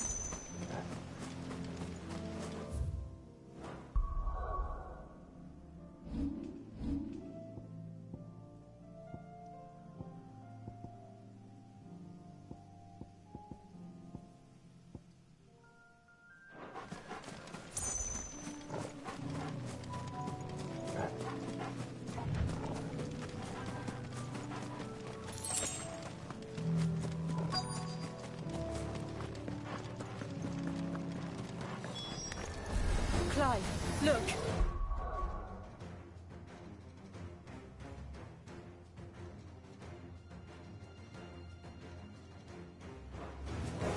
I see them. With me!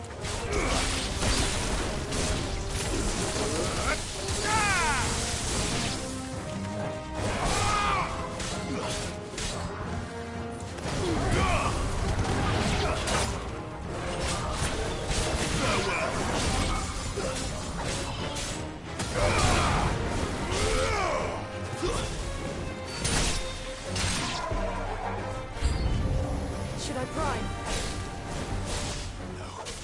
Save your strength.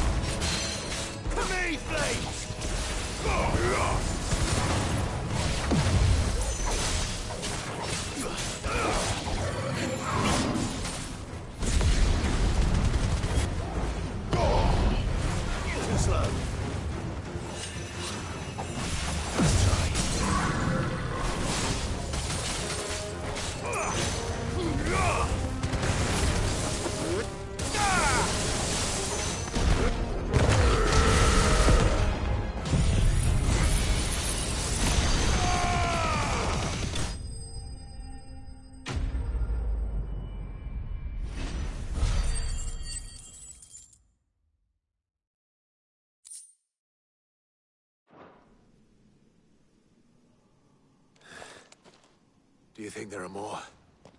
There are always more. But I'd say we've done what we can for the time being. Then we should let Isabel know.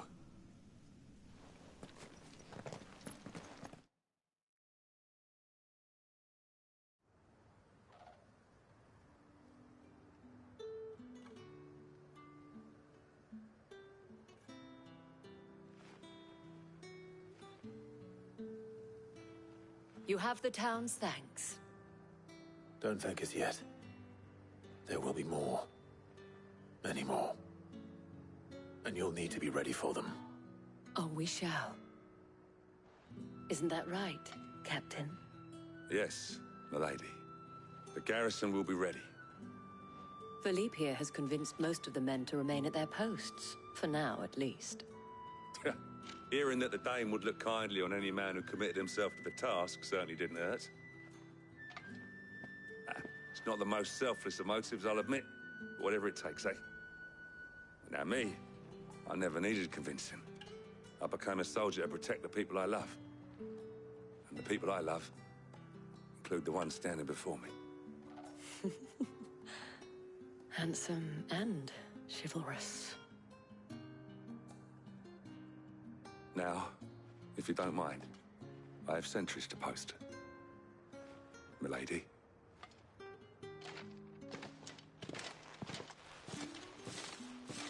Lest you wonder, I'm not foolish enough to believe that this has solved all of my problems. But it has solved one, and that's one fewer than I had this morning. Thank you again, Clive.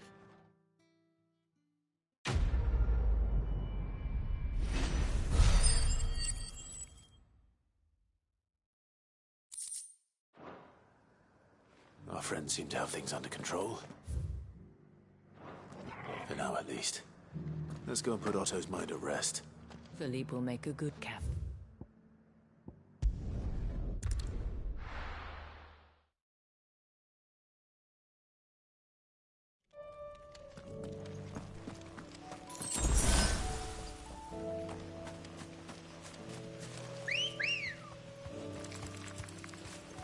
Come on.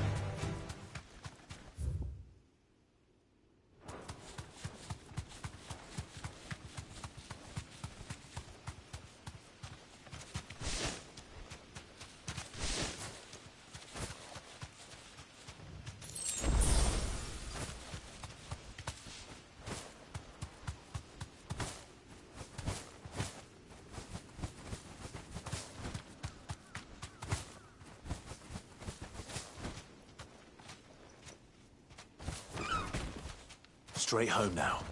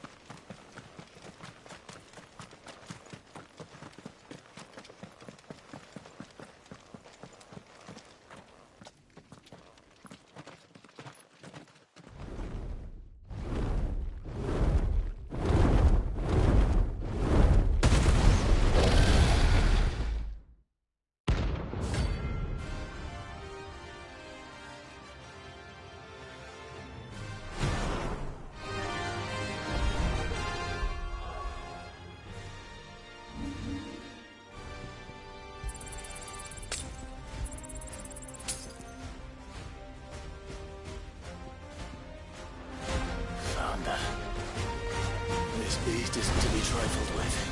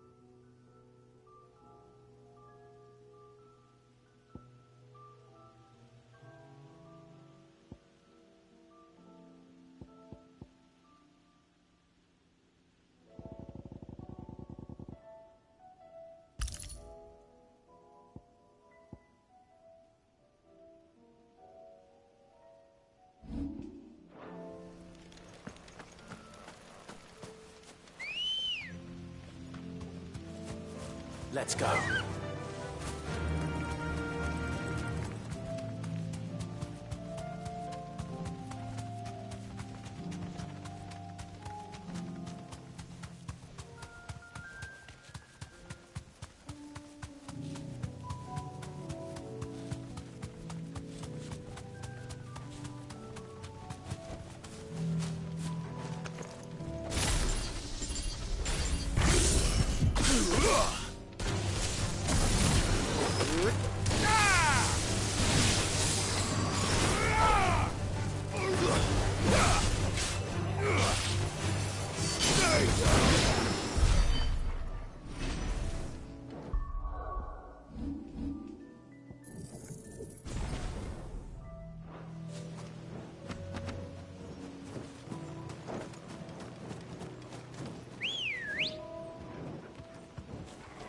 Ready, go?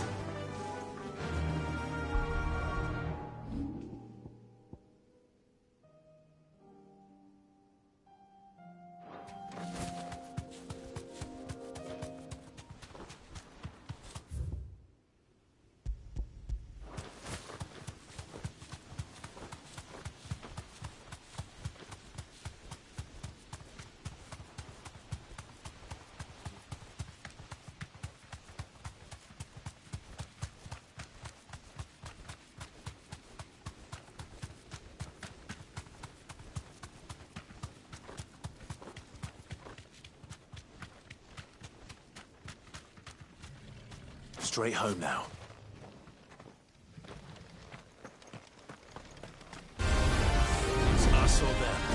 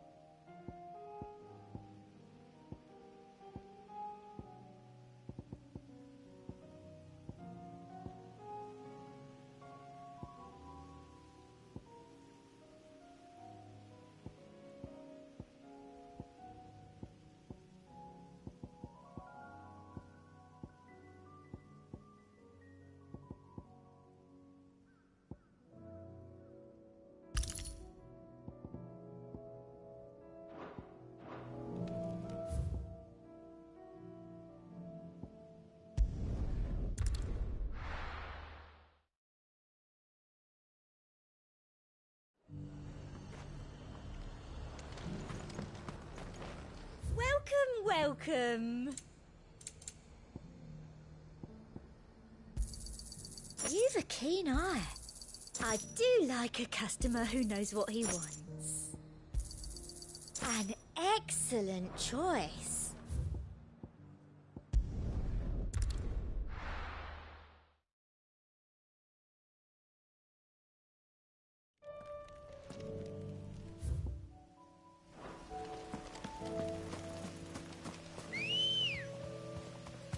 Good girl.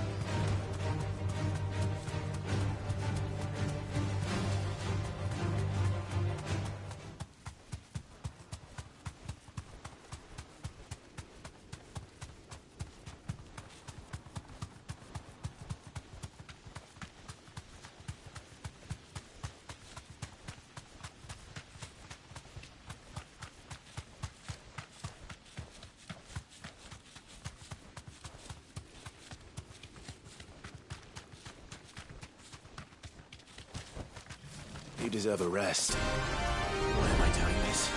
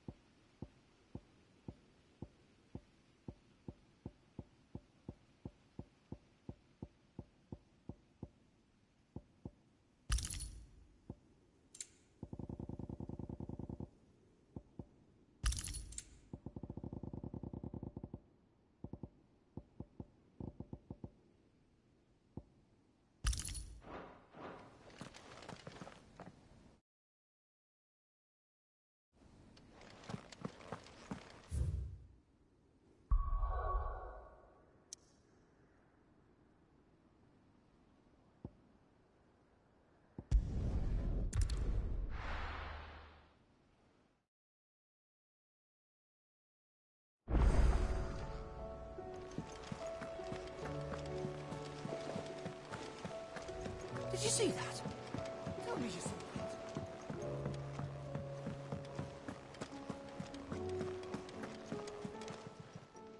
Welcome to the Patron's Whisper. Is everything we've received and everything promised? All yours.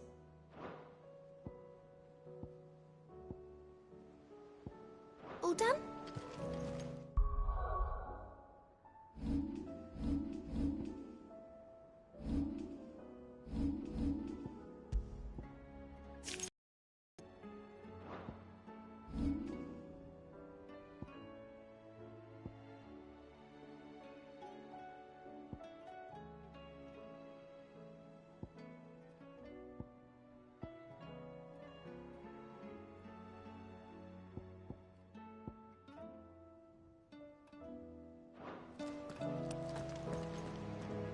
Was wondering when you turn up.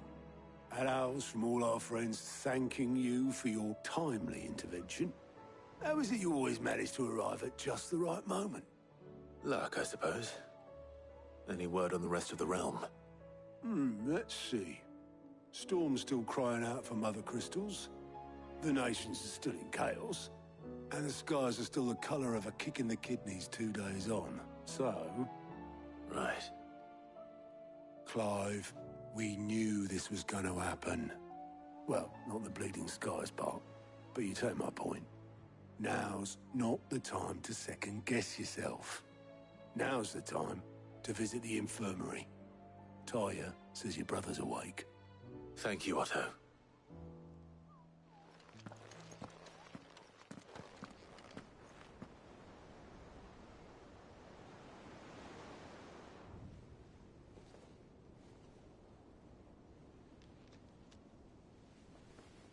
So it was not Sylvester, but Olivier who served as Ultima's puppet.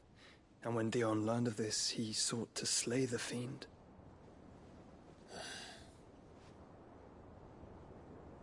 Only for his father to take the spear that would have freed him. Enough to drive a man to madness.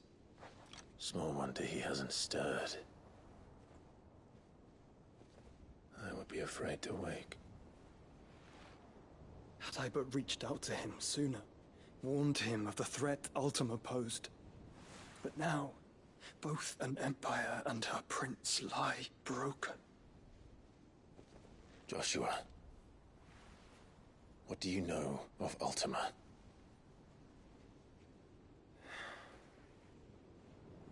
Very little, I'm afraid. Despite my best efforts. 18 years ago, as I lay buried beneath the rubble of Phoenix Gate, it was not death who came for me, but another.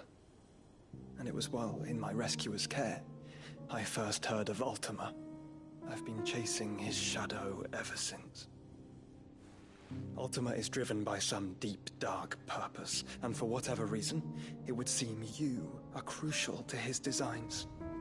He will stop at nothing to have you. Even if that means toppling an empire. But why me? What possible use could I be to such a creature? That is one of many answers that have eluded me. Yet, I am certain of this. It is not mere chance. You were chosen for a reason. All dominants carry within them the might of an icon. Nigh limitless power that is at once acutely limited. I wield fire, and only fire. And I only ice. 8 wardens for 8 elements. But you, Clive. You are different. You're special. Your abilities begin with the flames of Ifrit. But they do not end there. The fact Ifrit can even exist goes against everything we thought we knew of dominance. Perhaps Ultima has been waiting for one such as you, whose potential is truly limitless. I've encountered that thing several times now. If it or he, as you say, needs me, why hasn't he claimed me as he did the boy? Were I to hazard a guess, I'd say the two of you are somehow incompatible. His mind not properly attuned to your body. His mind? Mind, awareness, spirit, call it what you wish. But I believe Ultima to be an embodiment of the concept. This is why I struggle and fail to contain him here inside me. I'm sorry. Inside you? With every setting sun, I feel my strength wane. And though the Phoenix's flames mend the prison I have made for Ultima, they do so at a cost. We must find the means to bring an end to him before I meet my own. What were you thinking? It was that or let him take Clive. And I've always had a soft spot for my brother. But that doesn't mean you should sacrifice yourself to save me.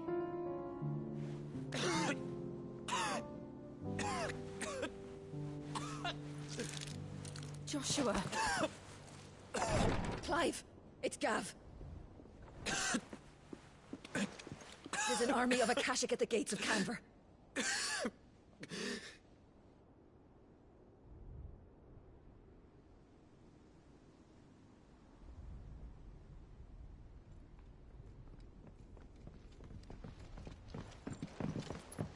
Well, what's the short of it?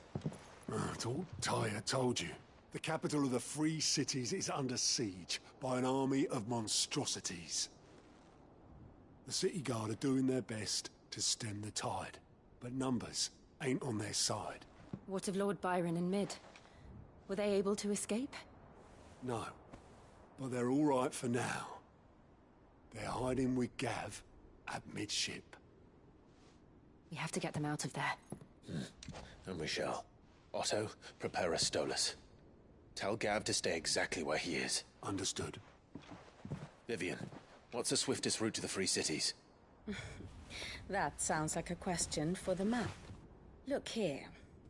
This road, through Tabor, should provide the least trouble. Good. What a coincidence. Tabor is exactly where I'm bound. Joshua, Bed is where you should be bound. You don't think I told him the exact same thing? Were Tyre not such a talented healer, I would surely have been inclined to agree. But, thanks to her ministrations, I feel I may safely rejoin my attendant, who was to wait for me in Tabor if we became separated. All right, we travel together. Clive! If he stays close to me, he'll be fine. Thank you, brother. I'll look after him.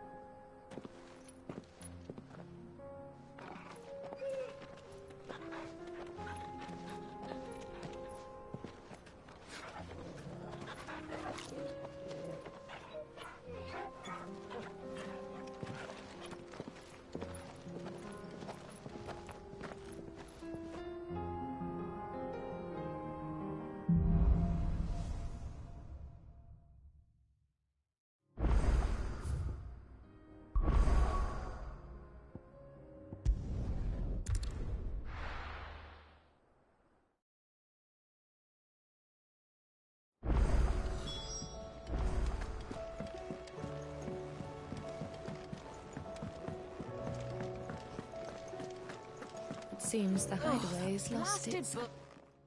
Yep.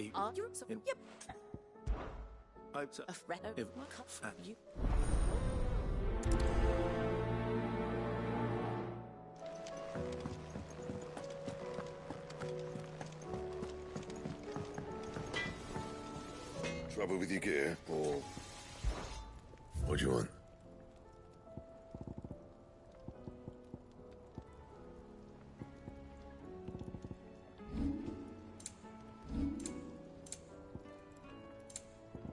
Anything else? No. So, what'll it be?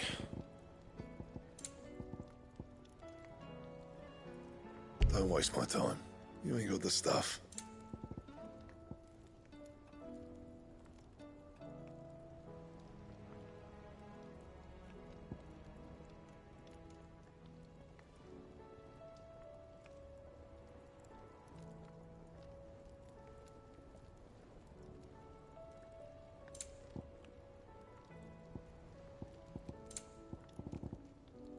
That it?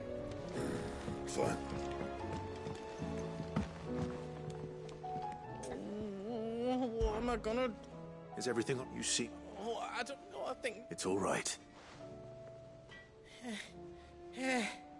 Focus it. But she'd never wanted her ass. She'd never give your tongue a lashing. Don't worry. Oh, you'll... Of course.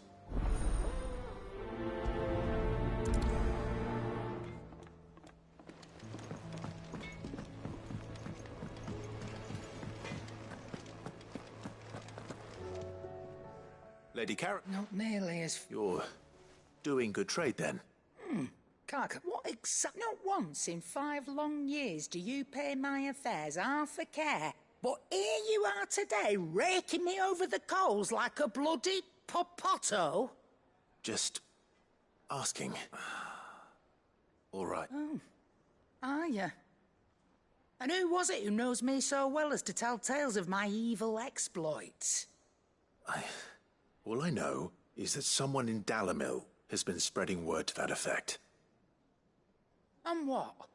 You believe it? Look, I've done things I'm not proud of. Might be there were a time when I turned a blind eye to the wretchedness of the world so I could line my pocket. But that woman is no more. And you'd know that if you'd ever paid the... You're right, Lady Karen. It was wrong of me to doubt you. Aye, it was. Now, I reckon you've got better things to do than pointing your do-goody... Of course.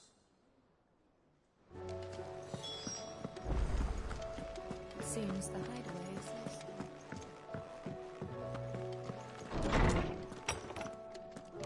is... Is a storm coming, Sid? Will there be... Sid, it's... I brought my... Which... They...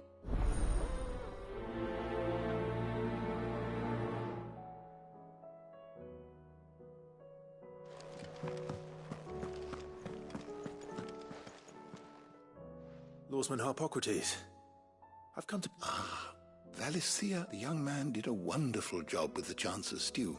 I do hope we shall be able to sample more such... That's actually why I'm here. So the fabled Sanbrequois delicacy is next on the menu. Delightful. Now... Dragon livers. One would have thought the disciples of Bahamut would have a touch more reverence for their icon's brethren, but apparently not. I believe that... So we know where to look for our liver. But what about the... Saint's Bonnet in contemporary part. I may best and...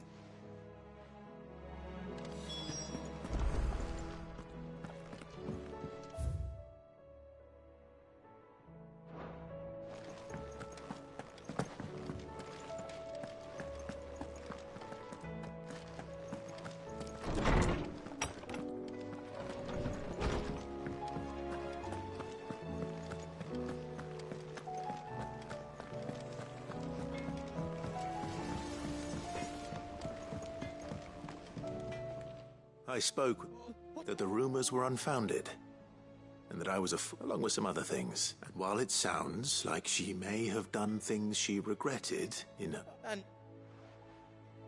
But why would people say she... No, but people do things for... Well, that's... But...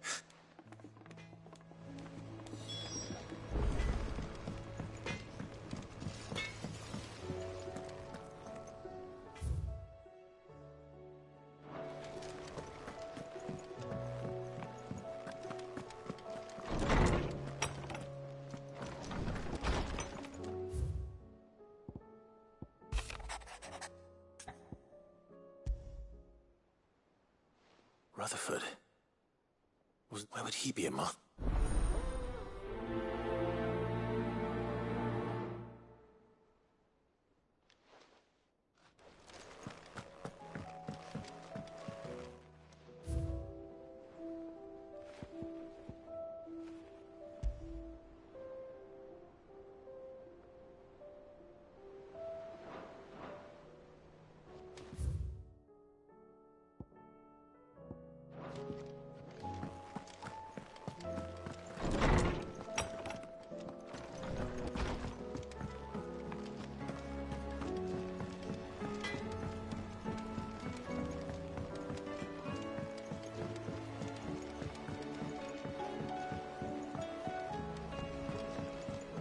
I heard the Emperor was impaled on his...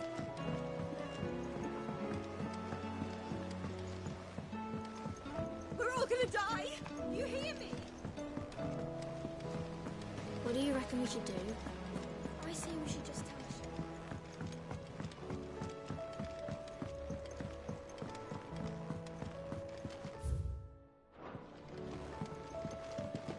All this fuss over a few dark clouds.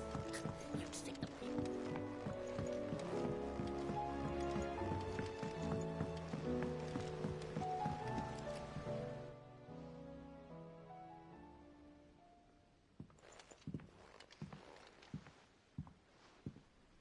Sid! Hard at your studies, I see. It's not a set of scales, is it? No. Of course, well, not any... And just how long hasn't it been one? We're sorry. But we didn't break them. We dismembered them. Just like Miss Mididol showed up. Miss Mididol? And why would she have you dismembering her creations? Because that's the only way to become a ninja-neer. Miss Mididol said, the best way to see how something works is to take it apart and put it back together again. Well then, your work is already half done. Carry on. About that. The taking apart was easy enough, but it's the putting back we can't work out. Speak for yourself. The heavy thing goes at the bottom. Then... You three need to learn to take responsibility. So let's have a look at these parts with fresh eyes, shall we?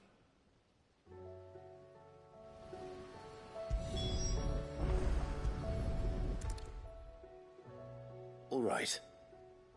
Everything here was once part. Every piece has its own role to play. And if even one of them is missing, the scales won't work. So let's think you already know one of the pieces. The body. Its role is to support everything else. But what of the others? This is called the arm. Why do you suppose that is? It doesn't look much like an arm. You're right. It looks more like a wing. Like a chocobo wing! You've ridden a chocobo before, haven't you, Sid? I'll think about it. Now, what do arms do? Hold things. So wait, maybe this arm holds things too? Good thinking. You're on the right track.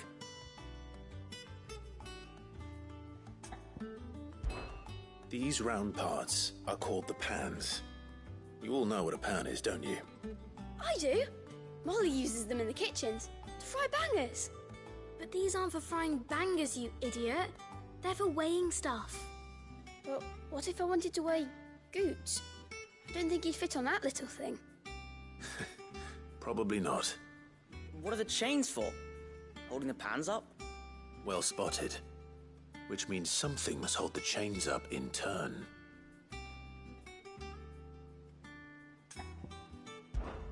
This tiny piece is what's called a cogwheel, or gear. Have you ever seen one before? I have. Miss Mididol's dungeon is full of them. Most are on the floor. She puts them in all her inventions. They spin round and round and round and round and... That's right. They're very useful when you want to make things move. Do you remember if there was anything on the scales that moved? I remember the arm moved when I tried weighing an apple. And then somebody ate it. Not my fault. You shouldn't have tried weighing it before lunch. You know what part's supposed to move, and how it's supposed to move. So, let's put the pieces together first, see what doesn't move, and then stick the cogwheel to that. Not a bad idea. So, now that we've taken stock of the parts and learned what they do, what do you think? I think we've got it. Then here's what we'll do. You tell me what goes where, and I'll put the scales together. Well, obviously you need to start with the body. All the other pieces fit onto it, don't they? And the arms go on the body, just like real arms. Or wings, if you're a chocobo. And then the arms hold the pans by the chains. Very good. Let's see if that works. There. All finished.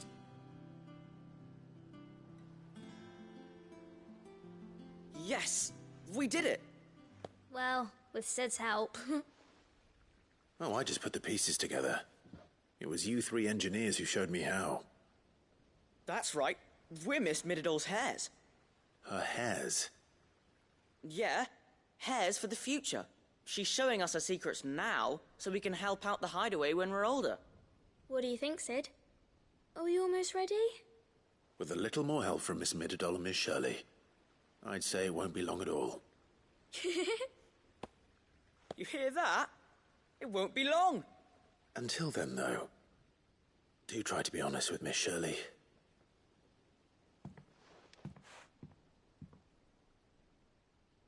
Hey, look! We never used the cogwheel. You don't think Sid forgot about it, do you?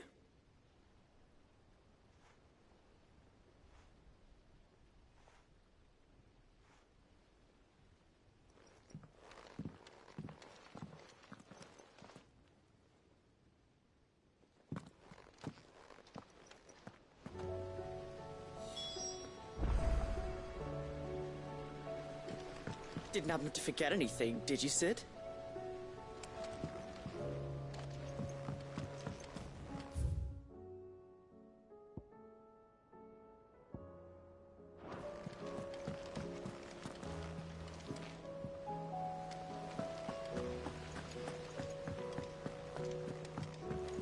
We're all gonna die! You hear me? The Akashic are coming and they won't stop until they've slaughtered every single one of us!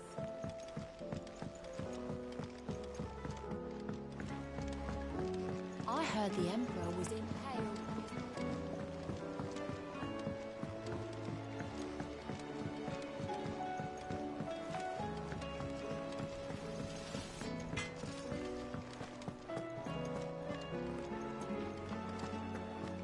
Seems the hideaway is lost.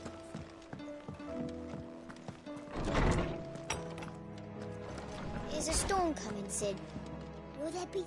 Well, did you solve the mystery? It was as you thought. The children had the scales, or the parts of them at least. They dismantled them to see how they worked. Oh, no, Mid will have my head. Thankfully she won't. This might even have been her idea. Although I was the one who ended up teaching the lesson. I'm so sorry, Sid. I know how busy you are. I shall see that the children are properly punished. Please, there's no need. Mid seems to have taken the three of them under her wing.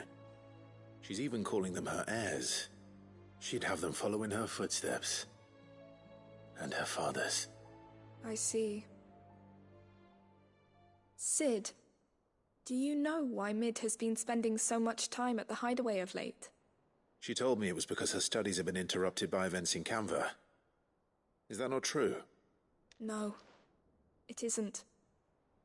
The university offered her a commission. In exchange for full tuition, room and board, they asked her to oversee the design of several new war engines. To anyone else it would be an opportunity, but to Mid, who lost both her parents to war, it was a bitter pill. One she was none too keen to swallow. But that should come as no surprise. She's only ever cared about bringing people hope. The very last thing war can be said to do. Which explains her heirs. She's working to give them a better life. And so should I. What's the odd engineering lesson? Ah, you've given them far more than that. And I'm sure they're very grateful.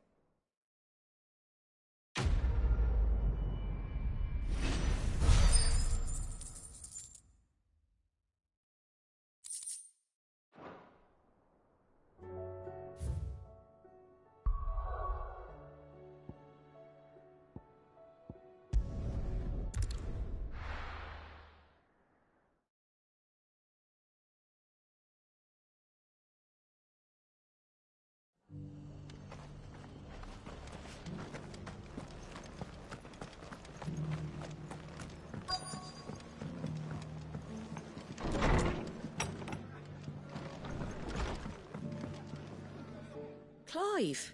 I wasn't expecting. It seems we still owe you and though I doubt it's what you were expecting.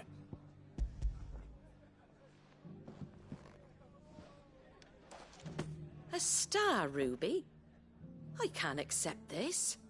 It's worth at least twice what you owe me. More if you can find yourself the right buyer. Think of the difference as interest. Interest? If word got out I charged that much, no one would ever borrow from me again. Anyway, why are you the one here asking me about that? Bit much sending the Lord Marquis out to settle your debts, isn't it? The old goat working himself to death again? Something like that. Most days I think he's the only reason the hideaway's still standing. Same as always, eh? Back when the place was nothing but a twinkle in the eye of a recently retired Lord Commander, word is he was the first one Sid reached out to. Probably knew that without his strong arm and level head, the idea would never get off the ground. Sid may have been the face of the hideaway, but Otto's always been the backbone. And when Sid passed away, we were all worried that would be the end of it. That Otto would just give up. His death was hard on everyone. But it must have hit Otto hardest of all. But he didn't give up, did he? Quite the opposite, in fact. If I recall, he was the one who nominated you as Sid's replacement, and rallied the rest around you. I reckon what he saw in Sid, he saw in you too. And don't we all? Doesn't hurt that you're half as stubborn and twice as handsome, neither. That, and you keep good company. I suppose I do.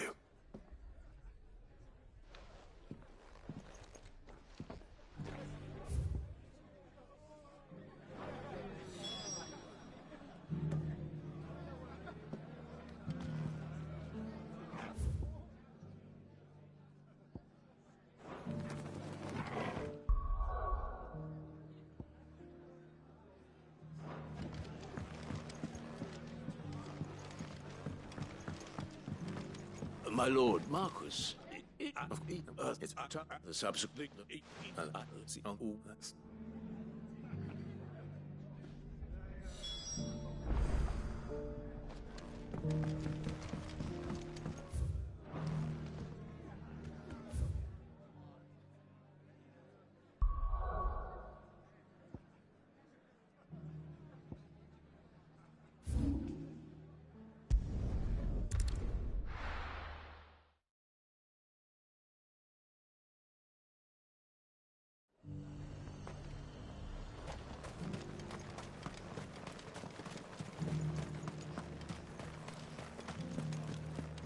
There were ghosts at the gates, not days.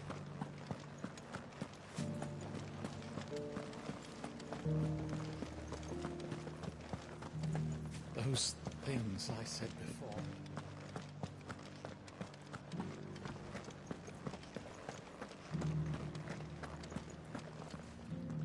Milady. Gifts?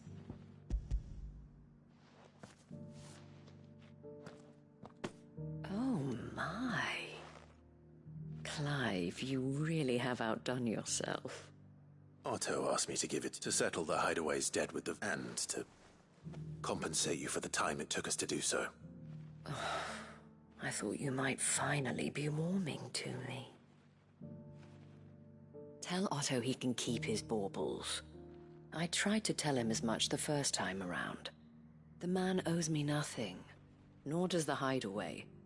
My contribution to the restoration effort was made freely and willingly. It was the least I could do. You once told me Sid did you a kindness. I'd like to do the same. Please, accept it. For my sake. And for Otto's. For all of us. For all you've done. It is rather fetching, isn't it? Very well. Otto is lucky to have... I doubt anything could ever replace his son. But you and the others at the hideaway are the closest thing he has to family. Otto had a son. Long ago, yes. Sid told me Otto lost him when he was just a boy, and blamed himself for not being able to stop it. I don't know how it happened, whether there was anything he could have done, but it was clear that it weighed heavily on him. I didn't know. How could you have? I doubt anyone did, besides Sid. I've never met a man more keen to bear his sorrows in stoic silence. An ill habit, given that both have always been surrounded by friends desperate to help them. I'm beginning to see that.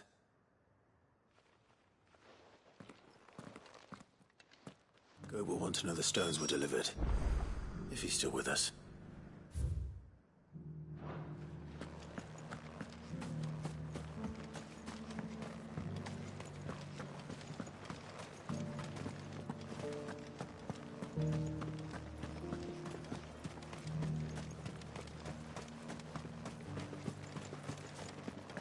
To the meadows, then. That's what the captain said.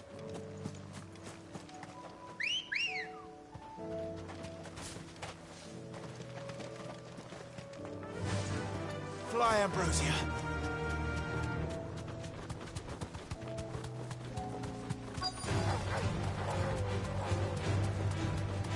Ogretti said I should be able to find what I'm looking for somewhere nearby.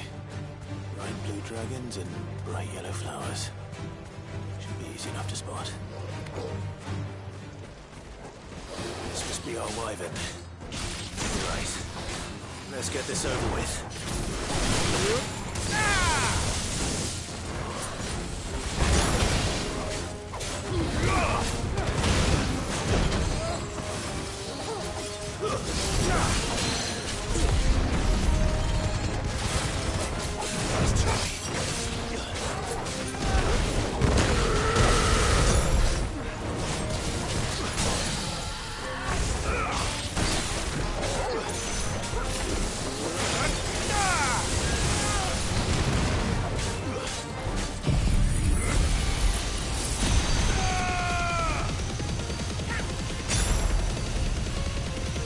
You're finished.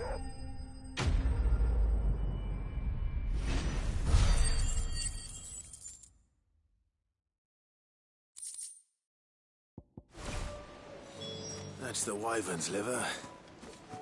Now I just need to find the herbs. Bright yellow with a heady scent.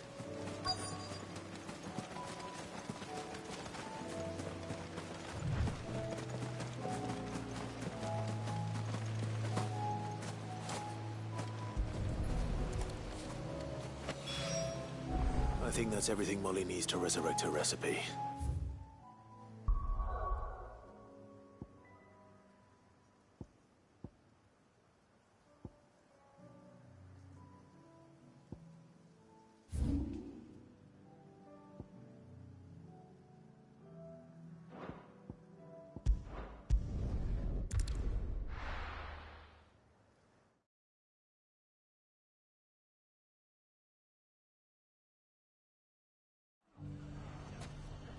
It's not going to be easy finding one man in an entire republic.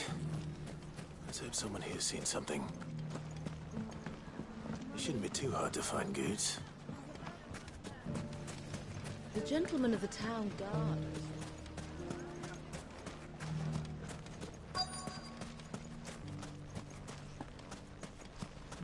Could be I know something more. Clive! I found someone who says he's... Have you? Go on. All right. It's like I said. A wizened old crone by the name of Karen's been selling steel to whoever will pay her price. Be they knight. Says the more swords and spears she puts in people's hands, the more war they'll wage. And the more war being waged, the more cool. And who will they all? Why, the good Reaper. And you've seen this Reaper at work? Aye, you'll find her right here, plying her... Here in Delamil? Where exactly? She has a stall here in the market, but if you're not the patient type, you can probably find her at her storehouse on the edge of town. But it'd be a bolder man than me that braved that particular nest of... Feeling bold, traveler? Now, if that's all... Sorry to have kept you. You don't think Nan's the Reaper, do you? Not unless she's discovered the secret of how to be in two places at once. Eh? What do you mean? Lady Karen hasn't left the hideaway in weeks. So who has been running this store he spoke of? Good question. I'll go and have a look. And I'll visit this storehouse on... All right. You too, Goots.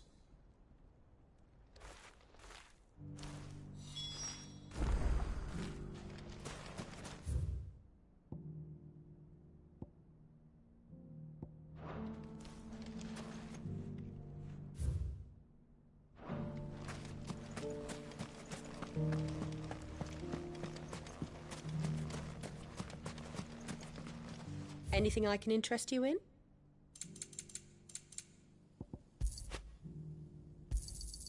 My thanks.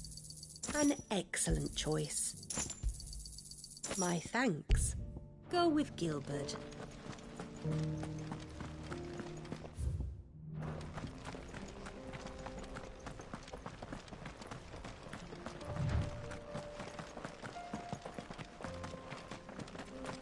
Someone's got himself in trouble.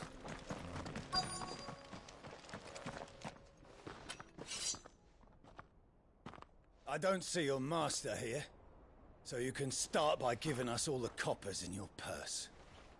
I already told you, I have nothing. Then maybe we'll take that pretty outfit and the steel you're wearing. Please! I'll deal with it. Thank you. You that one's master, then? If you'd kindly pay the coin he owes us, we can pretend you didn't draw your blade on Republican soldiers. Or you can go back to your garrison and I won't report you to your captain. Oh, you're more than welcome to. He hasn't had many visitors since we slit his throat.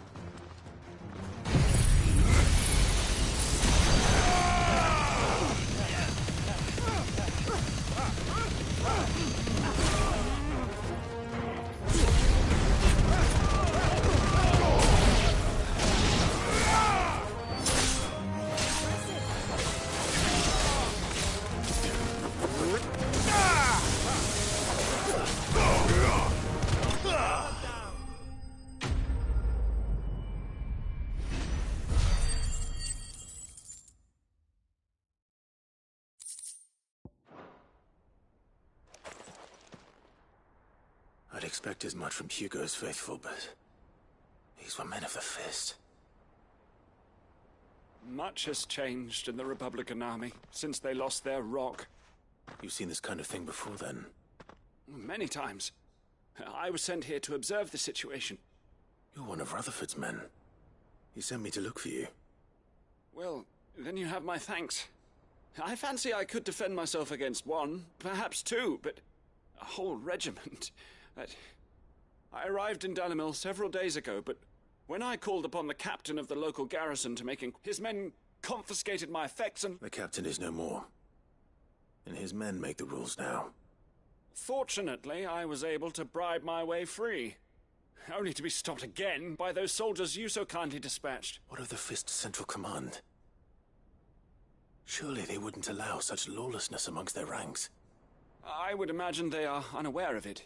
Most of the army has fallen back to the capital and hunkered down behind her walls. Those who weren't recalled now rule the fringes unchecked, answering to no one but themselves. Then it's worse than we imagined. You should return to Rosaria. I'll find a caravan heading. You won't mind if I borrow...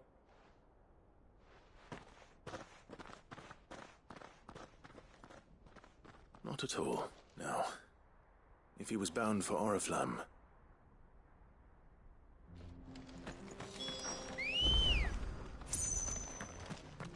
Let's go. Faster!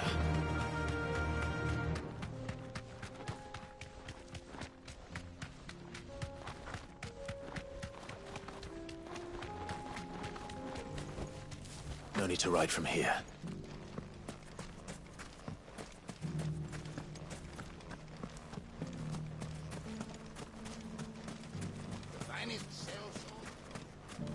Fuck! How the hell did they find it? No one knew where I was keeping that gill. The gentlemen of the town guard are a strapping bunch. Perhaps. But the gentlemen of the League of Merchants have deeper pockets. Mummy. What a mess.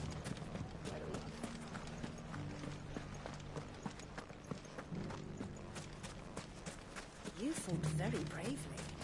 We would have been lost without you. Knowing that you would have all been there to pick us up if we fell, gave us more. The safety of the town is in our hands now.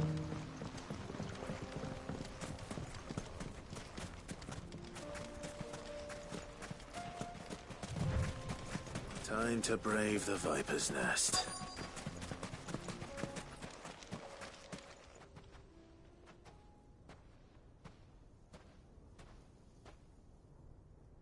Just you, is it? Thought I might have laid it on a bit thick. It was a fairly unconvincing tale. So, what now? That's up to you. Die a slow death, or a quick one. Boys, he's all yours. But that sword is mine.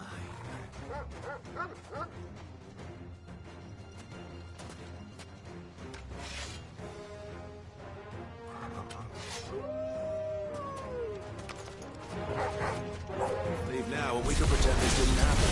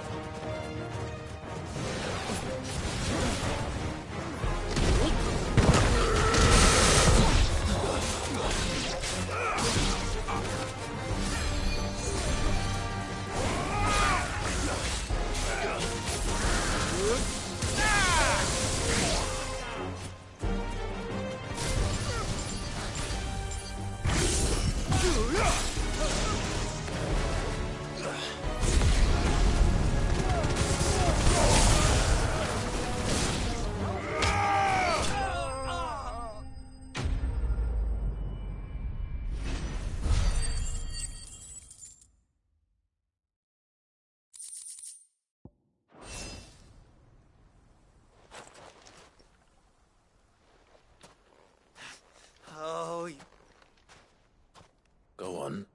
When the Borgwyn finds out you've killed, he only wanted that bull of a manservant, the dim one always clinging to Karen's skirt. You weren't evil. What were you going to do? The Borgwyn wanted him to get to Karen. I was only supposed to point the lamp in the right direction once he arrived in... But then you turned... Well... Go on. You're not worth the effort. No. Fucking coward! I need to find Goots.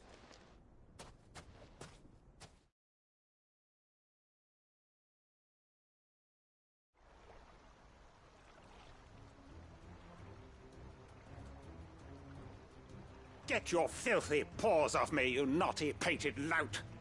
Stop calling me names!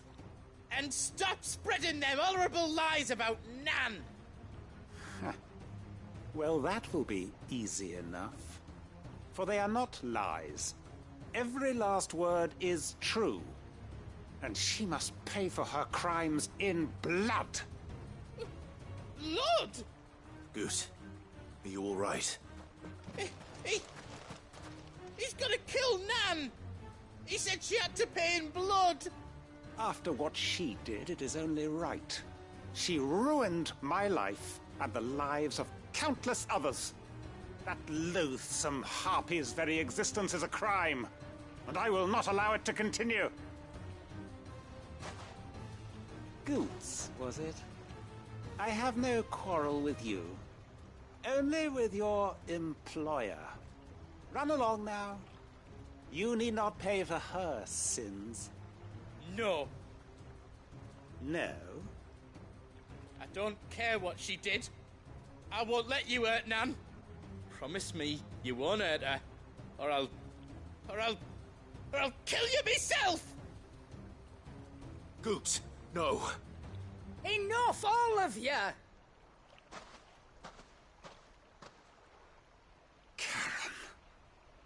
But how did you? You're a sight less clever than you think you are, the pair of you. Did you think I wouldn't notice the two of you slinking off together? Well, the whole thing got me thinking, who in Dalimil might bear me a grudge? and a certain snivelling shit I ran afoul of in my fairy years came to mind. Though it was just Bogan back then, wasn't it? I thought the years might have taught you some sense, but I see you're the same pants-pissing craven you've always been. What was it we called you? Wet legs? You bitch! Everything that happened, it was all your fault!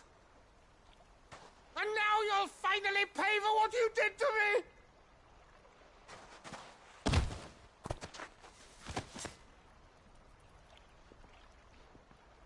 Gooch, you...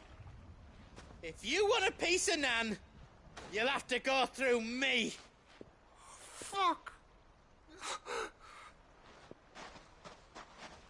You great galoot. Out of the way, I can handle this myself. So, wet legs, you remember what you told me when we last met? An eye for an eye. Wise words, Sam. Wise words. And now, it's time to collect.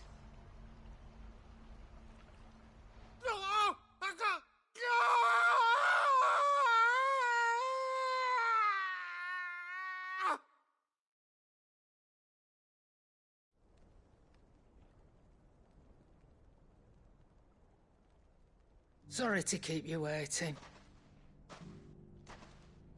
Is he... Dead? No. But I reckon he wishes he was. It ain't easy going through life one eye short of a pair. After all, I should know. You don't mean... Oh, don't tell me you didn't notice. Lost it to old Wet Legs back when we were working the same routes. Said I'd stolen from his strongbox. I'd done nothing of the sort, mind. But that didn't stop him taking his little revenge. So I took some of my own. Sorry, lost everything. His coin, his clients. Always knew he'd be back one day to claim his due. But he crossed a line dragging poor Goots into this. He didn't hurt you, did he? No, Nan. Still got all my arms, see? Legs too. But what if he comes back again? What if he does? First we take the other eye, then we work our way down. He'll learn his lesson soon enough. But something tells me that Wet Legs has learned it already. Right. Let's get you back to the hideaway. You've attracted quite enough attention already. Ta-ra, Clive. Remind me never to cross you, Karen.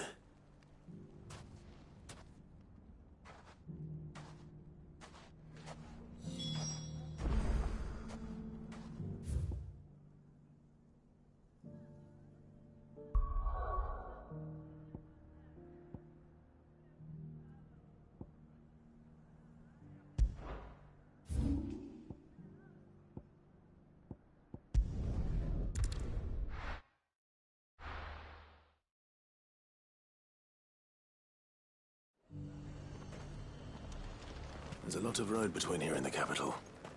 Rutherford's man could be anywhere.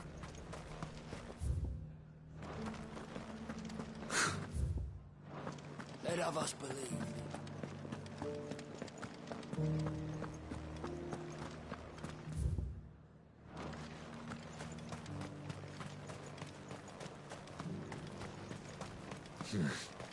Oh, here.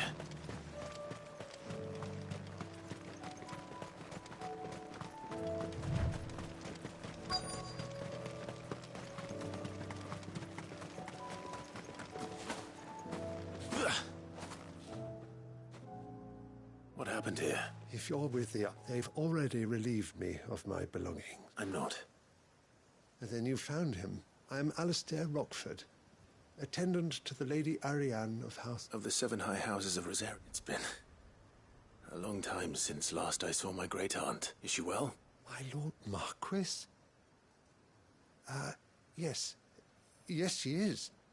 The Lady Dowager has granted me leave to assist your Uncle Stuart.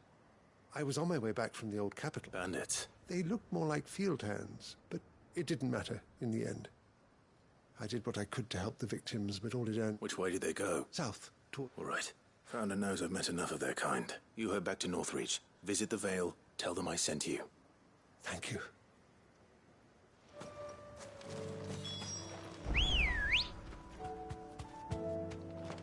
Come on.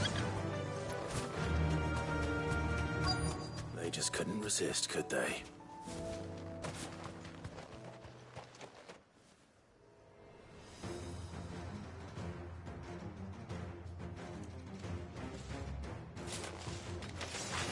This one's ours, pretty boy.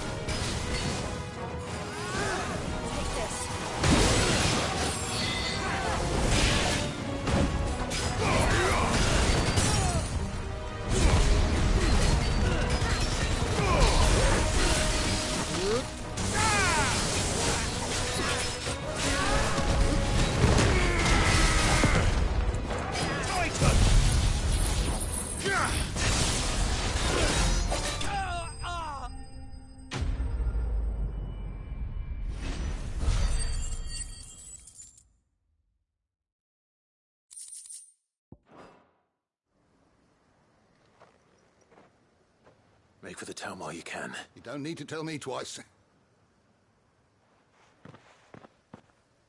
This looks to be all of them.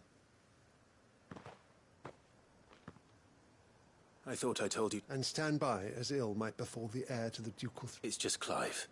And which is more than can be said for you. I will survive. Strange that the garrison wouldn't intervene in such a brazen attack so... The garrison have their hands full inside the city.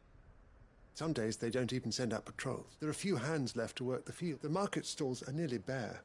And when I... Rock, if you... but don't... I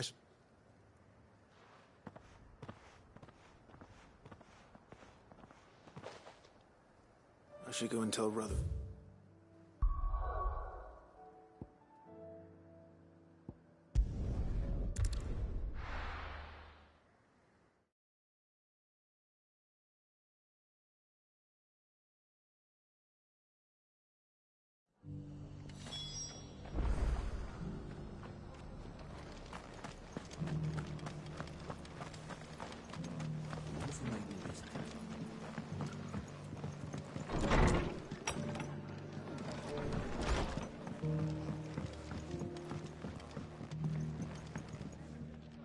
I see you're still here.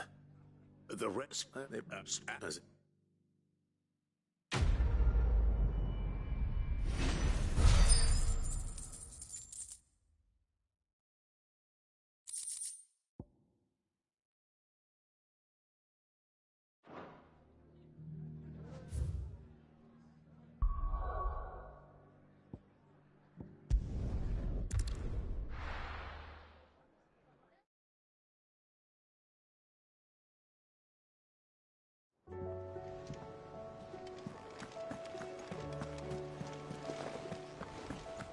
Did you see that?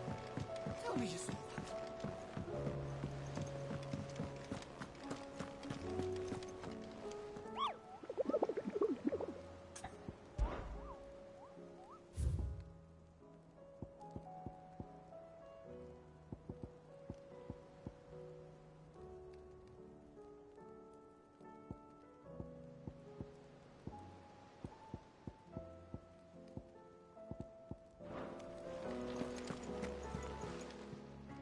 Welcome to the Patron's Whisper. Off you go then. Good. So, Lady... I was just... Karen...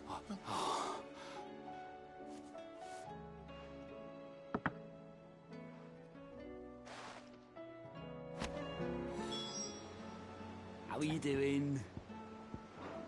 Don't be a stranger, eh?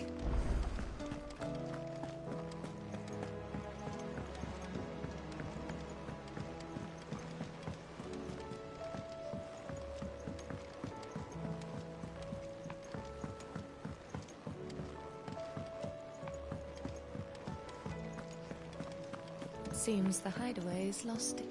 So, I did.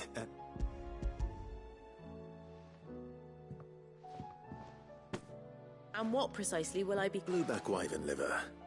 And... Ah, wyvern livers, was it?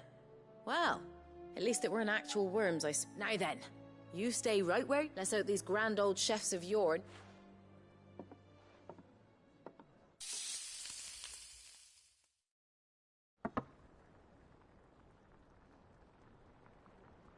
And here we have it. If Anne's offered... And rightly...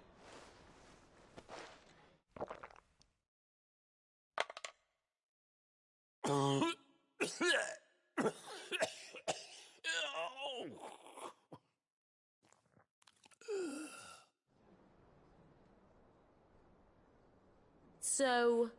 No. What? The crackle of the crust gives way.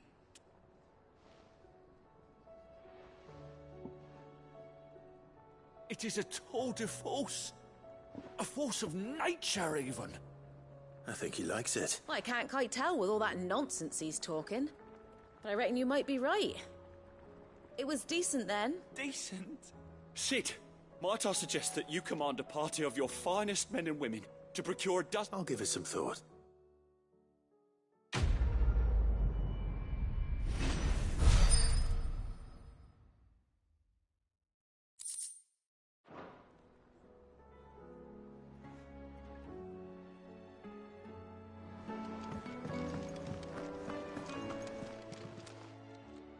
Lady Karen, Goad tells me you weren't happy with our offer. Would you prefer the debt was repaid in coin? What debt?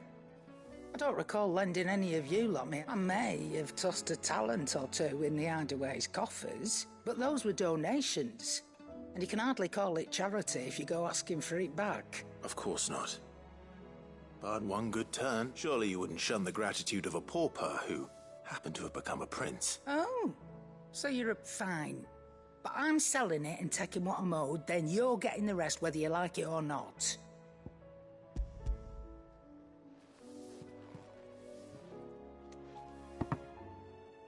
Where'd you even get this? A decent trader might nab 1,000 talents for a star ruby. A canny one, meanwhile, might claim it were nicked from the belt of Sid the Outlaw himself and ask twice as much. Might be I already have a buyer in mind. Might be you even know her. A fine continental maid whose pure man would... Not at all.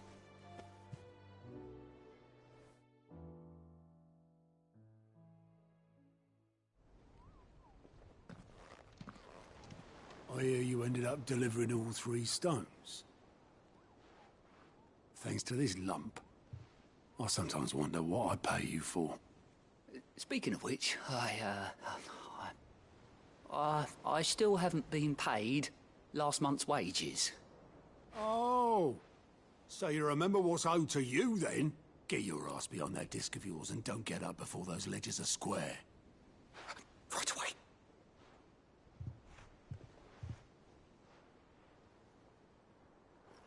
I've seen that before. You have, yeah. Plenty of times. It was the only goblet Sid ever used. Either out of habit, or because the filthy soul couldn't be bothered to find a clean one. I knew so little about him. Like most people. Martha and the Dame both seem to have fond memories of him. I bet they do. How long did you know Sid before he... Before he died. 20 summers, give or take. Back in the day, I was a purser on a trade ship, which is where I met him. He bought passage to Yeah, forget where. But having nothing better to do on the long nights, we set up drinking island rum till the morning bell dragged me back to my duties. Quit my post not long after that, on account of making a fine maiden's belly fat. But me and Sid stayed close, promising we'd one day sail the seas again.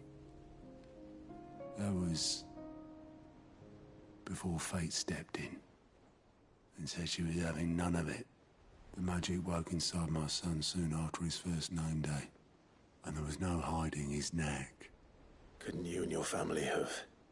My family were the ones who summoned the constable, wanted the monster taken away.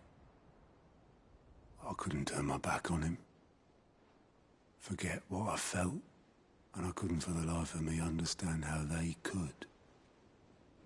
Luckily, Sid was of the same mind as me. It was him who stood beside me when all I wanted was to tear the whole world down. Him who cried for me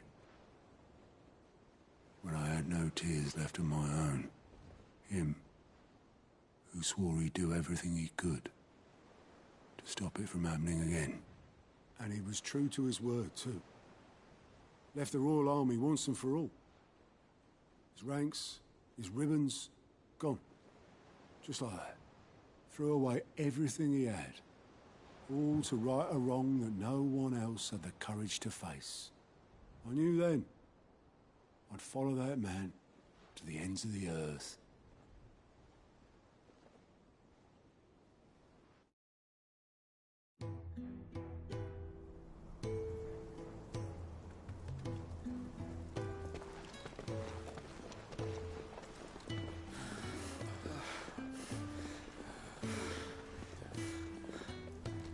He was always too clever for his own good, was Sid. Saw the world for what it really was, while the rest of us were content to go along with the lie we were shown. And it can't have been easy, bearing that burden alone.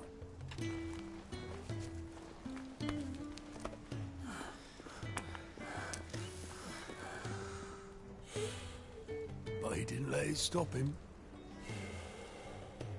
He never lost faith in what he believed was right. And that gave us faith in him. Faith he'd steer us true. So I swore to myself that I'd always be right behind him, ready to catch the stubborn sod, if ever he should fall.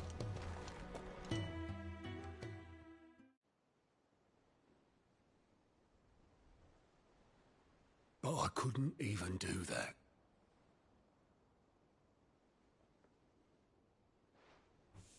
Ignore me. Just the ramblings of a tired old man. Leave that lot. I'll tidy it up in a bit.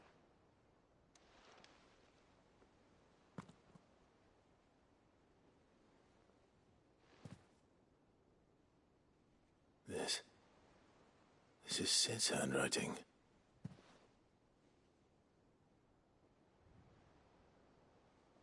Dear Otto. I may be drunk, but I wanted you to know this place would be fucked without you. Love you, you grumpy old sod.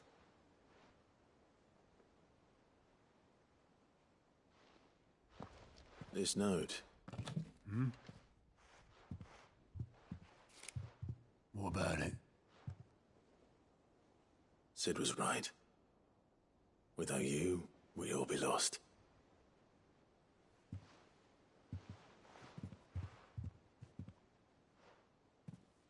He should have bloody well said so then. Just once. Before he went. But then, why would he? Him, or anyone? I'd only have told him to piss off.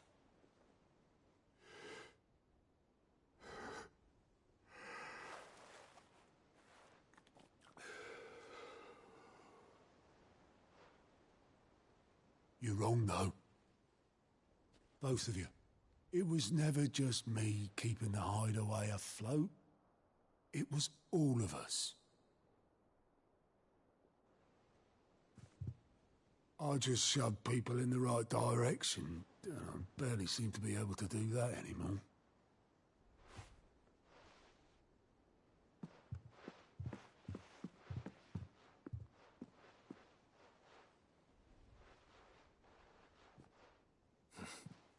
Would you rather goat were at the helm? Well, maybe I've got a few more years left in me.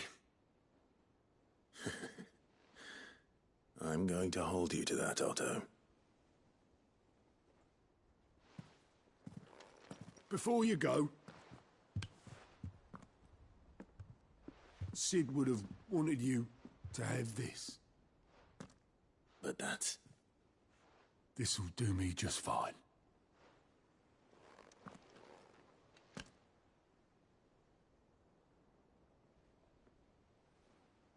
Thanks for the ray of sunshine. I'll see if I can't pay you back. Already have.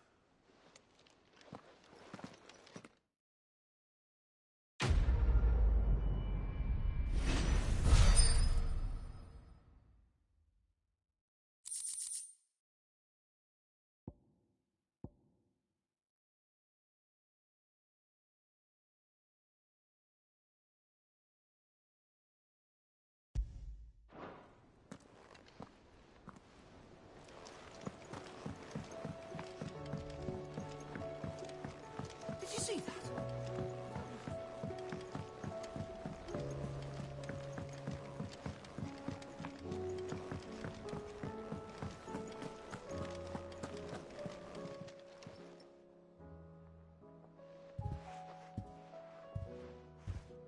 Nothing like a dish of cold.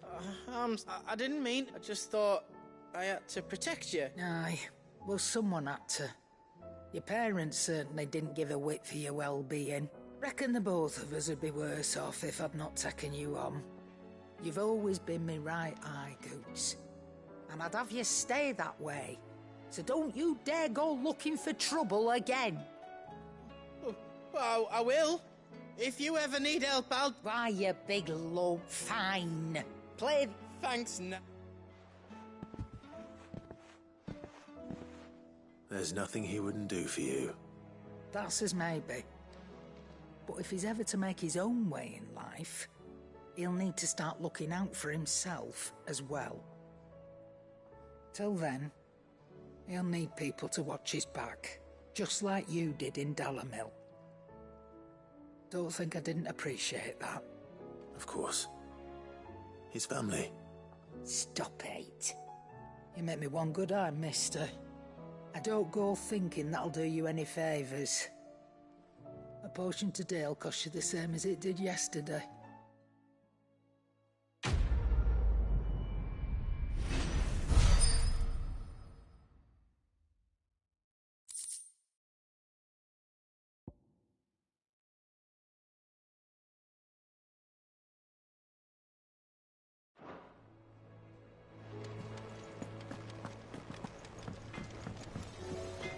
Trouble with your gear, or... What do you want? Anything else? Well... What do you want?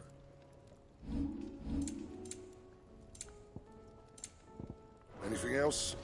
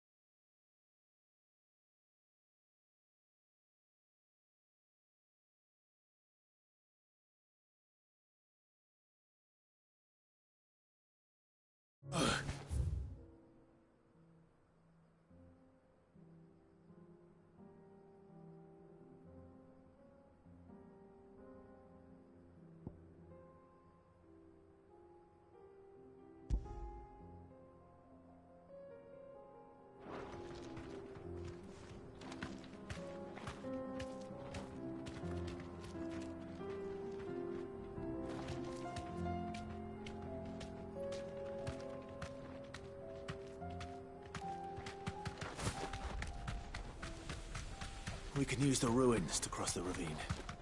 Assuming they would allow it. The Echoes have a will of their own. We deserve a rest.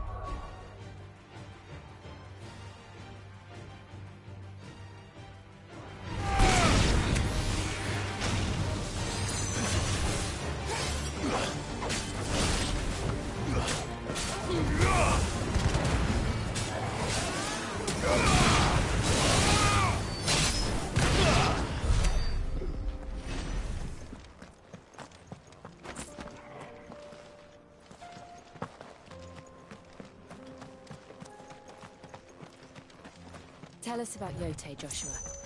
She's strong-willed, loyal, and deadly with a blade. Much like Clive, but with better manners.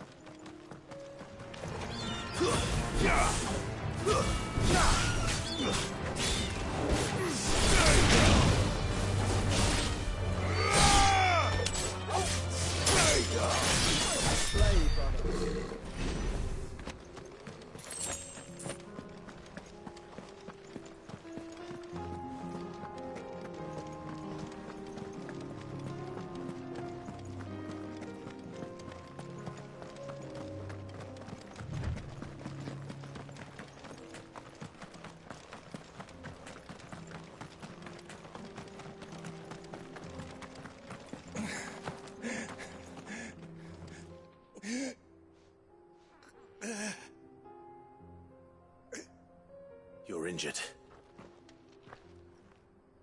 What happened here? Where are your comrades? Ether flood. Up ahead. It swallowed our camp while we slept. My own men did this. There's a village not far.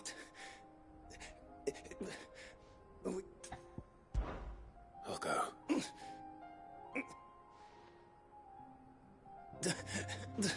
Rest well, soldier.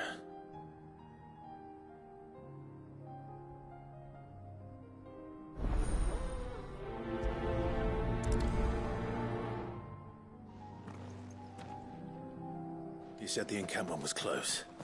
Let's hope the Akashic are still there.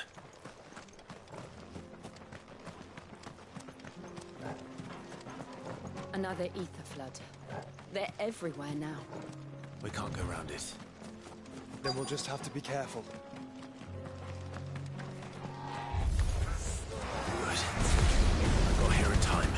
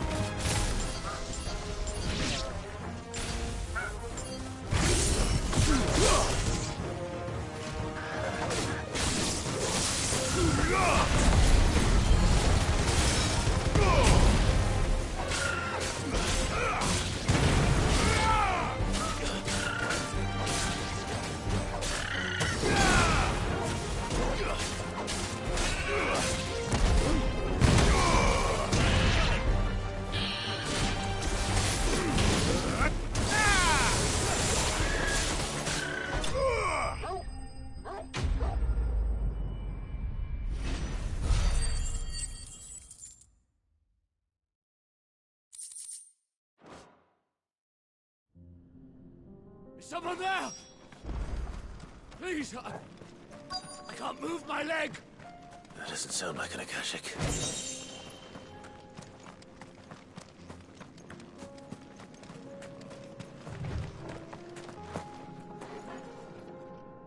You're with the battalion? I am.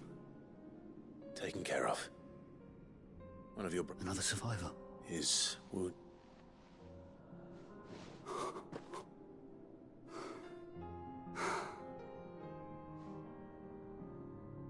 He was right to send you. Though Staba is safe thanks to you.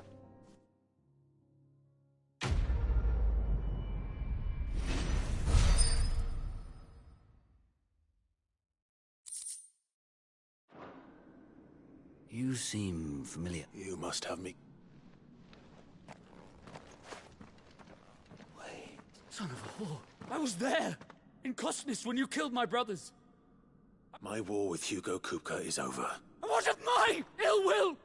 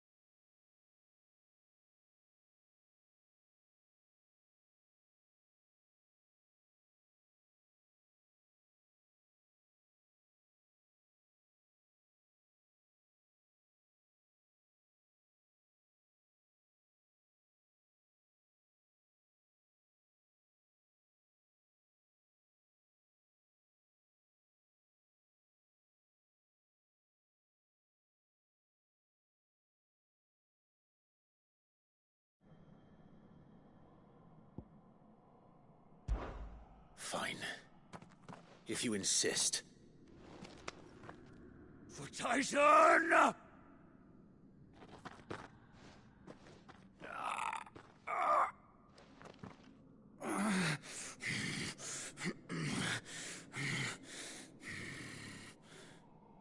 You're in no fit state to fight. And this should be easy. For what? The sins of your master. You...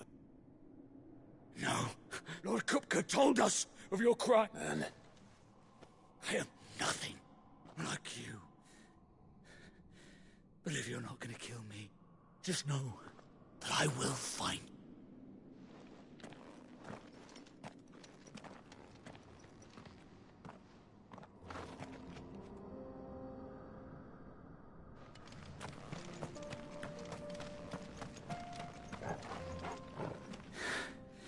You will regret not killing me with knowledge.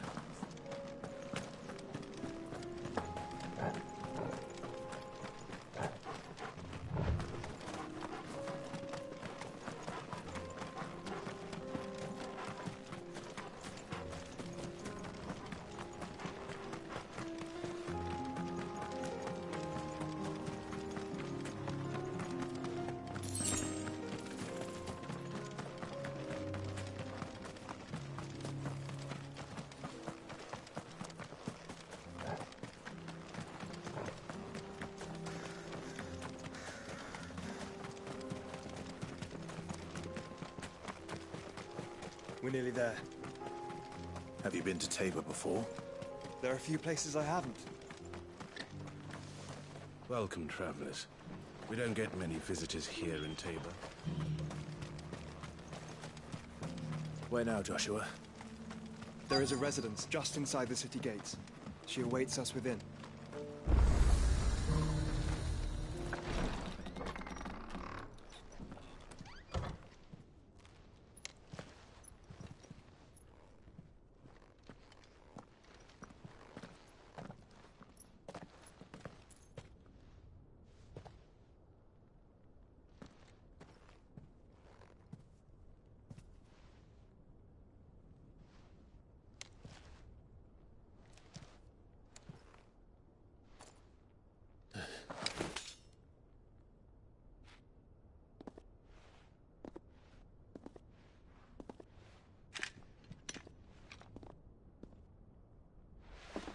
My Lord Marquis, it is an honor. I am Yote, Knight of the Undying, charged with the protection of His Grace Joshua Rosfield, Keeper of the Flame of the Phoenix. Of course. It all makes sense now. Would you care to elaborate? The Undying are loyal servants to the ducal throne. Or more specifically, to its heir. They have served our family for generations, albeit from the shadows. Since their inception, they have been tasked with the preservation and enactment of the rites of ancestral communion. After the events at Phoenix Gate, it was the Undying who delivered me to safety. And since the day I left Rosaria, Yote has been my constant companion and protector. Without her sword, I would not have survived my journey across the realm. Rise, Lady Yote.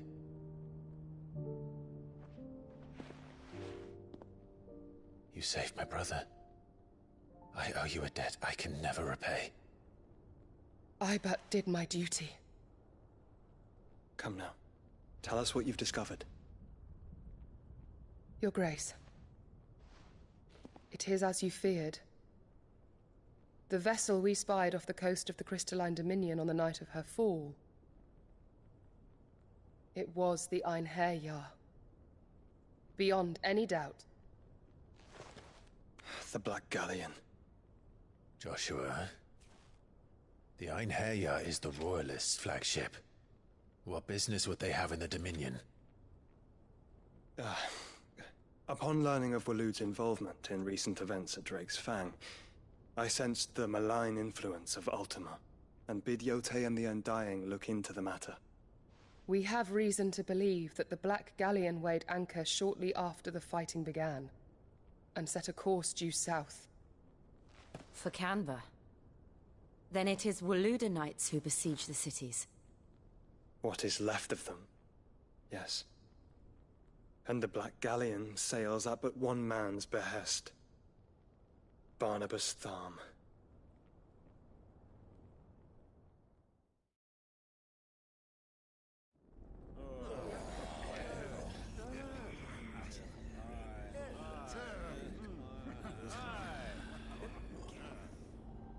But are we truly safe here in the Agora?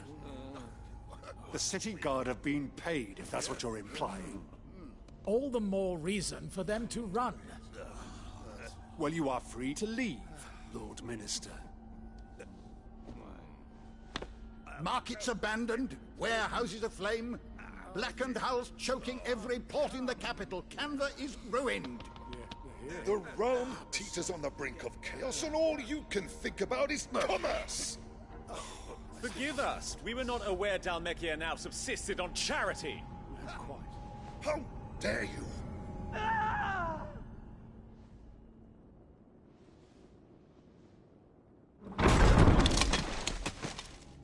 Distinguished members of the Council, you must forgive His Majesty this intrusion. What is the meaning of this? A trifle crowded, but I fear it will have to serve, my liege. Very well. My colleagues, do you not see? The king! He has come to save us from the Akashic!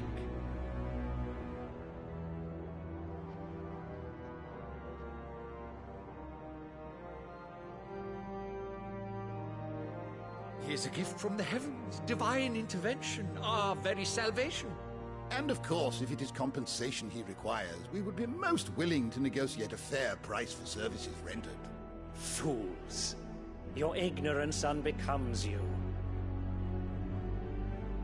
Your Majesty, correct me if I'm wrong, but I would swear that the fiends washing the cobbles of Canva with the blood of her citizens wear the colors of Waloed. Ha! So you do not deny it. Guards, fetter them, and see our guests to the dungeons!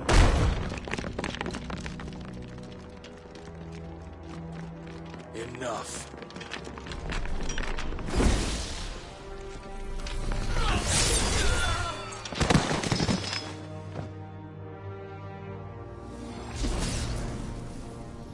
Pathetic creatures.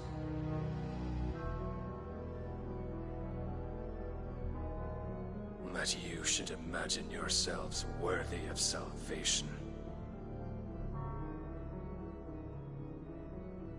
The girl is still here, somewhere in the city, her consciousness fair dripping with her late father's hubris. A consciousness to which Mythos is inextricably bound and inexorably drawn. See that he is made welcome. Yes, Your Majesty. Come, Mythos. Surely the prince's light cannot have sated you.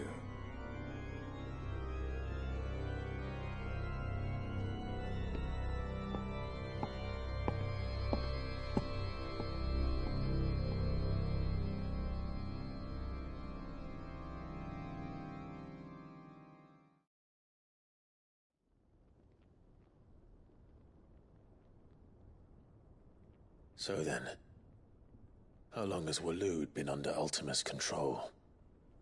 How long indeed? Based on what we know of Barnabas's actions, I would guess some few years, mayhap more. But to what end? What does Ultima want? The tapestry. Show them.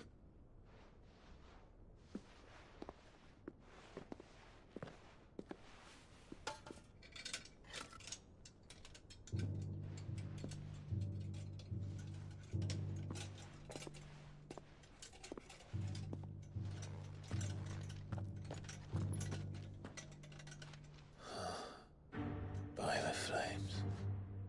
Phoenix Gate, Drake's Breath, and now here. But what is it? It is old, ancient, even. Naught remains of the faith it represents, save what can be gleaned from the image itself. None could tell me what the one in the apothecary meant, even the Undying. But I believe it may be the key to discerning Ultima's purpose. That figure in the center, the one beneath whom the icons congregate, that I believe to be Ultima. He is a god, or at least godlike, his very existence beyond our ken. The icons, and by extension their dominants, are meant to be his subjects, and while some, like Barnabas, have accepted this role, others have rejected it, like you, Clive, which is rather inconvenient, as it appears he needs you most of all. And gods don't like to be disobeyed. No, I don't suppose they do. Clive, may I tell Yote of the lake? By all means. Yote, I will be accompanying my brother to the Free Cities. Whilst we are afield, I would have you watch over those Clive has made his wards. Umielos delan tuisag ilith. Though well concealed, the hideaway lacks trained fighters to defend its occupants should they be discovered. But it is my duty to... As it has ever been my brother's duty, remember. If that is your wish, Your Grace. But please be safe. If aught were to befall you, You have my word.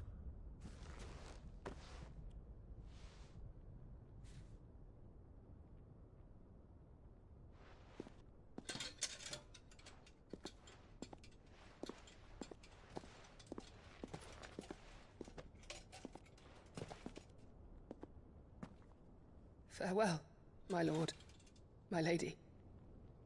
We are in your debt, Yote.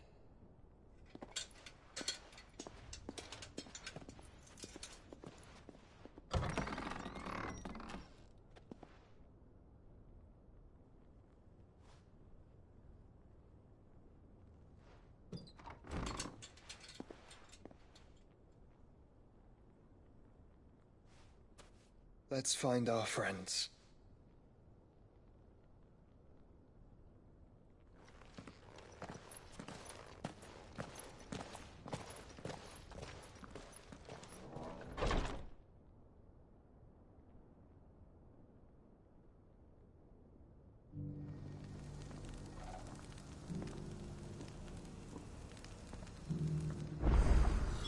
It's plain she cares for you very deeply.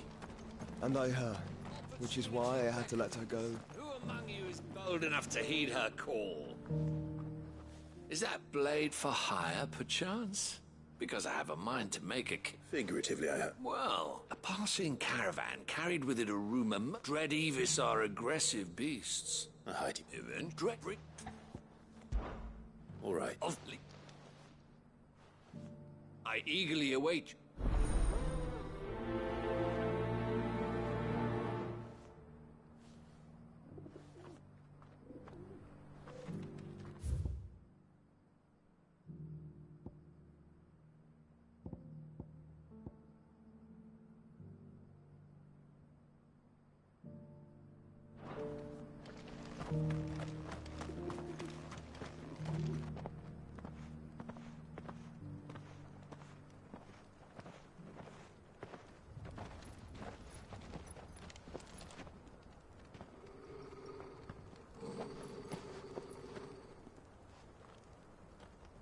Cyril.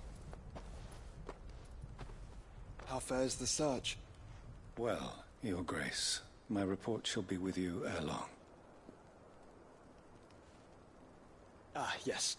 Yotei is otherwise engaged, at my behest. And the duty of wardenship? Fulfilled. For as you see, I've been reunited with my first shield. I am Cyril, Knight of the Undying and bearer of the Burning Quill, charged with chronicling the mortal deeds of His Grace, Joshua Rosfield, Keeper of the Flame of the Phoenix and rightful Archduke of Rosaria. I entrusted Cyril here with overseeing the investigation into Ultima's origins. Findings from his brothers and sisters afield are delivered here to be collated and catalogued. Just how many Undying are there? Not nearly enough, milady. Yet we are glad to give our all in service to the Phoenix. Such is, and has ever been, our creed. I see. You have your associates, I have mine. But you may now think of them as ours. That won't be a problem, will it? The Phoenix is our sun, and we but the shadows that quicken in his radiance. It is from the darkness that we serve, both him and now you.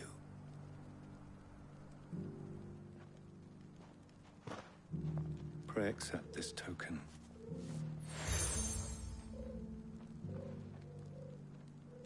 For as long as you bear it, members of our order will reveal themselves unto you, if there is nothing further. No. You are dismissed. Your Grace.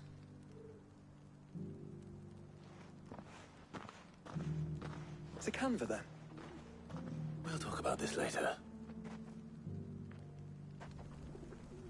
Cyril seemed very, You certainly keep strange bedfellows, Joshua.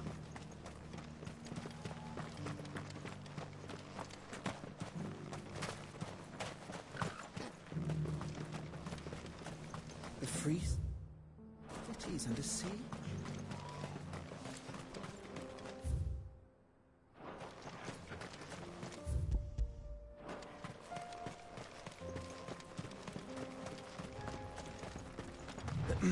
Are you sure this is the right way, brother?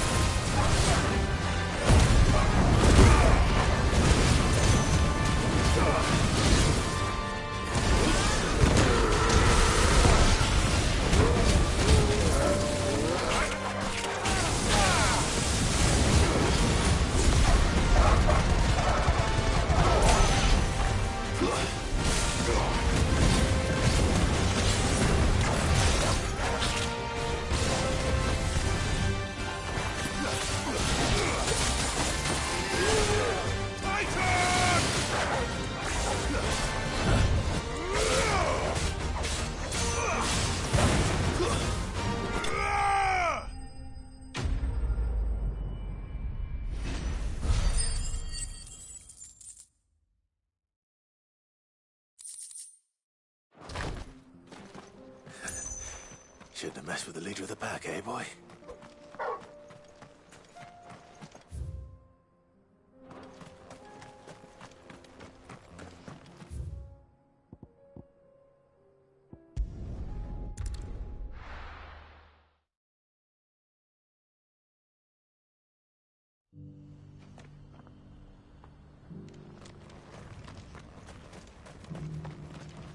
Welcome, welcome.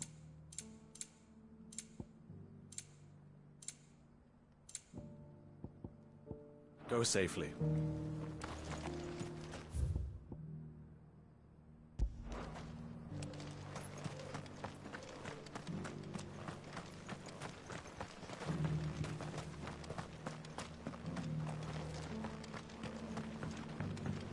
I feel like I've fleshed 100